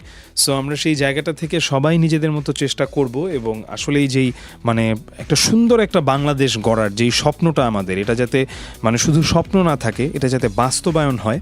সো সেই আর তার সাথে বই পড়ার যে অভ্যেসটা, এটার কথা তো আসলে আলাদা করে কিছুই বলার নেই, কারণ পাঠকের নিজেরও দায়িত্ব রয়েছে যে একটা ভালো লেখক বা একটা ভালো কবির বই বের করা বা সেটাকে খুঁজে পড়া এবং সেই ব্যাপারগুলোকে আসলে ছড়িয়ে দেয়া। শুধু নিজে পড়া না, সেটা হচ্ছে পরবর্তী প্রজন্ম হোক এবং সেটা মানে তার আশেপাশের মানুষ হোক, যেভাবেই হোক না কেন। সো শেষ করছি আব্দুল্লাহ, আজকের মতো। ফিরে আসবো আবার ইনশাল্লাহ আগামী শুক্রবার। থাকবো ঠিক দুপুর 2টা থেকে বিকেল 4টা পর্যন্ত, থাকবো ঠিক বিকেল 4টা থেকে সন্ধ্যা 6টা পর্যন্ত আমার ট্র্যাভেলিংয়ের শো ট্র্যাভেল ট্রিট নিয়ে। আর নেক্সট শনিবারে তো আবার আসবোই, ব্যাক স্টেজ নিয়ে থাকবো দুপুর 2টা থেকে ঠিক বিকেল 4টা পর্যন্ত। ততক্ষণ পর্যন্ত ভালো থাকুন, সুস্থ থাকুন, শুনতে থাকুন রেডিও ঢোল 94.2 FM। আব্দুল্লাহ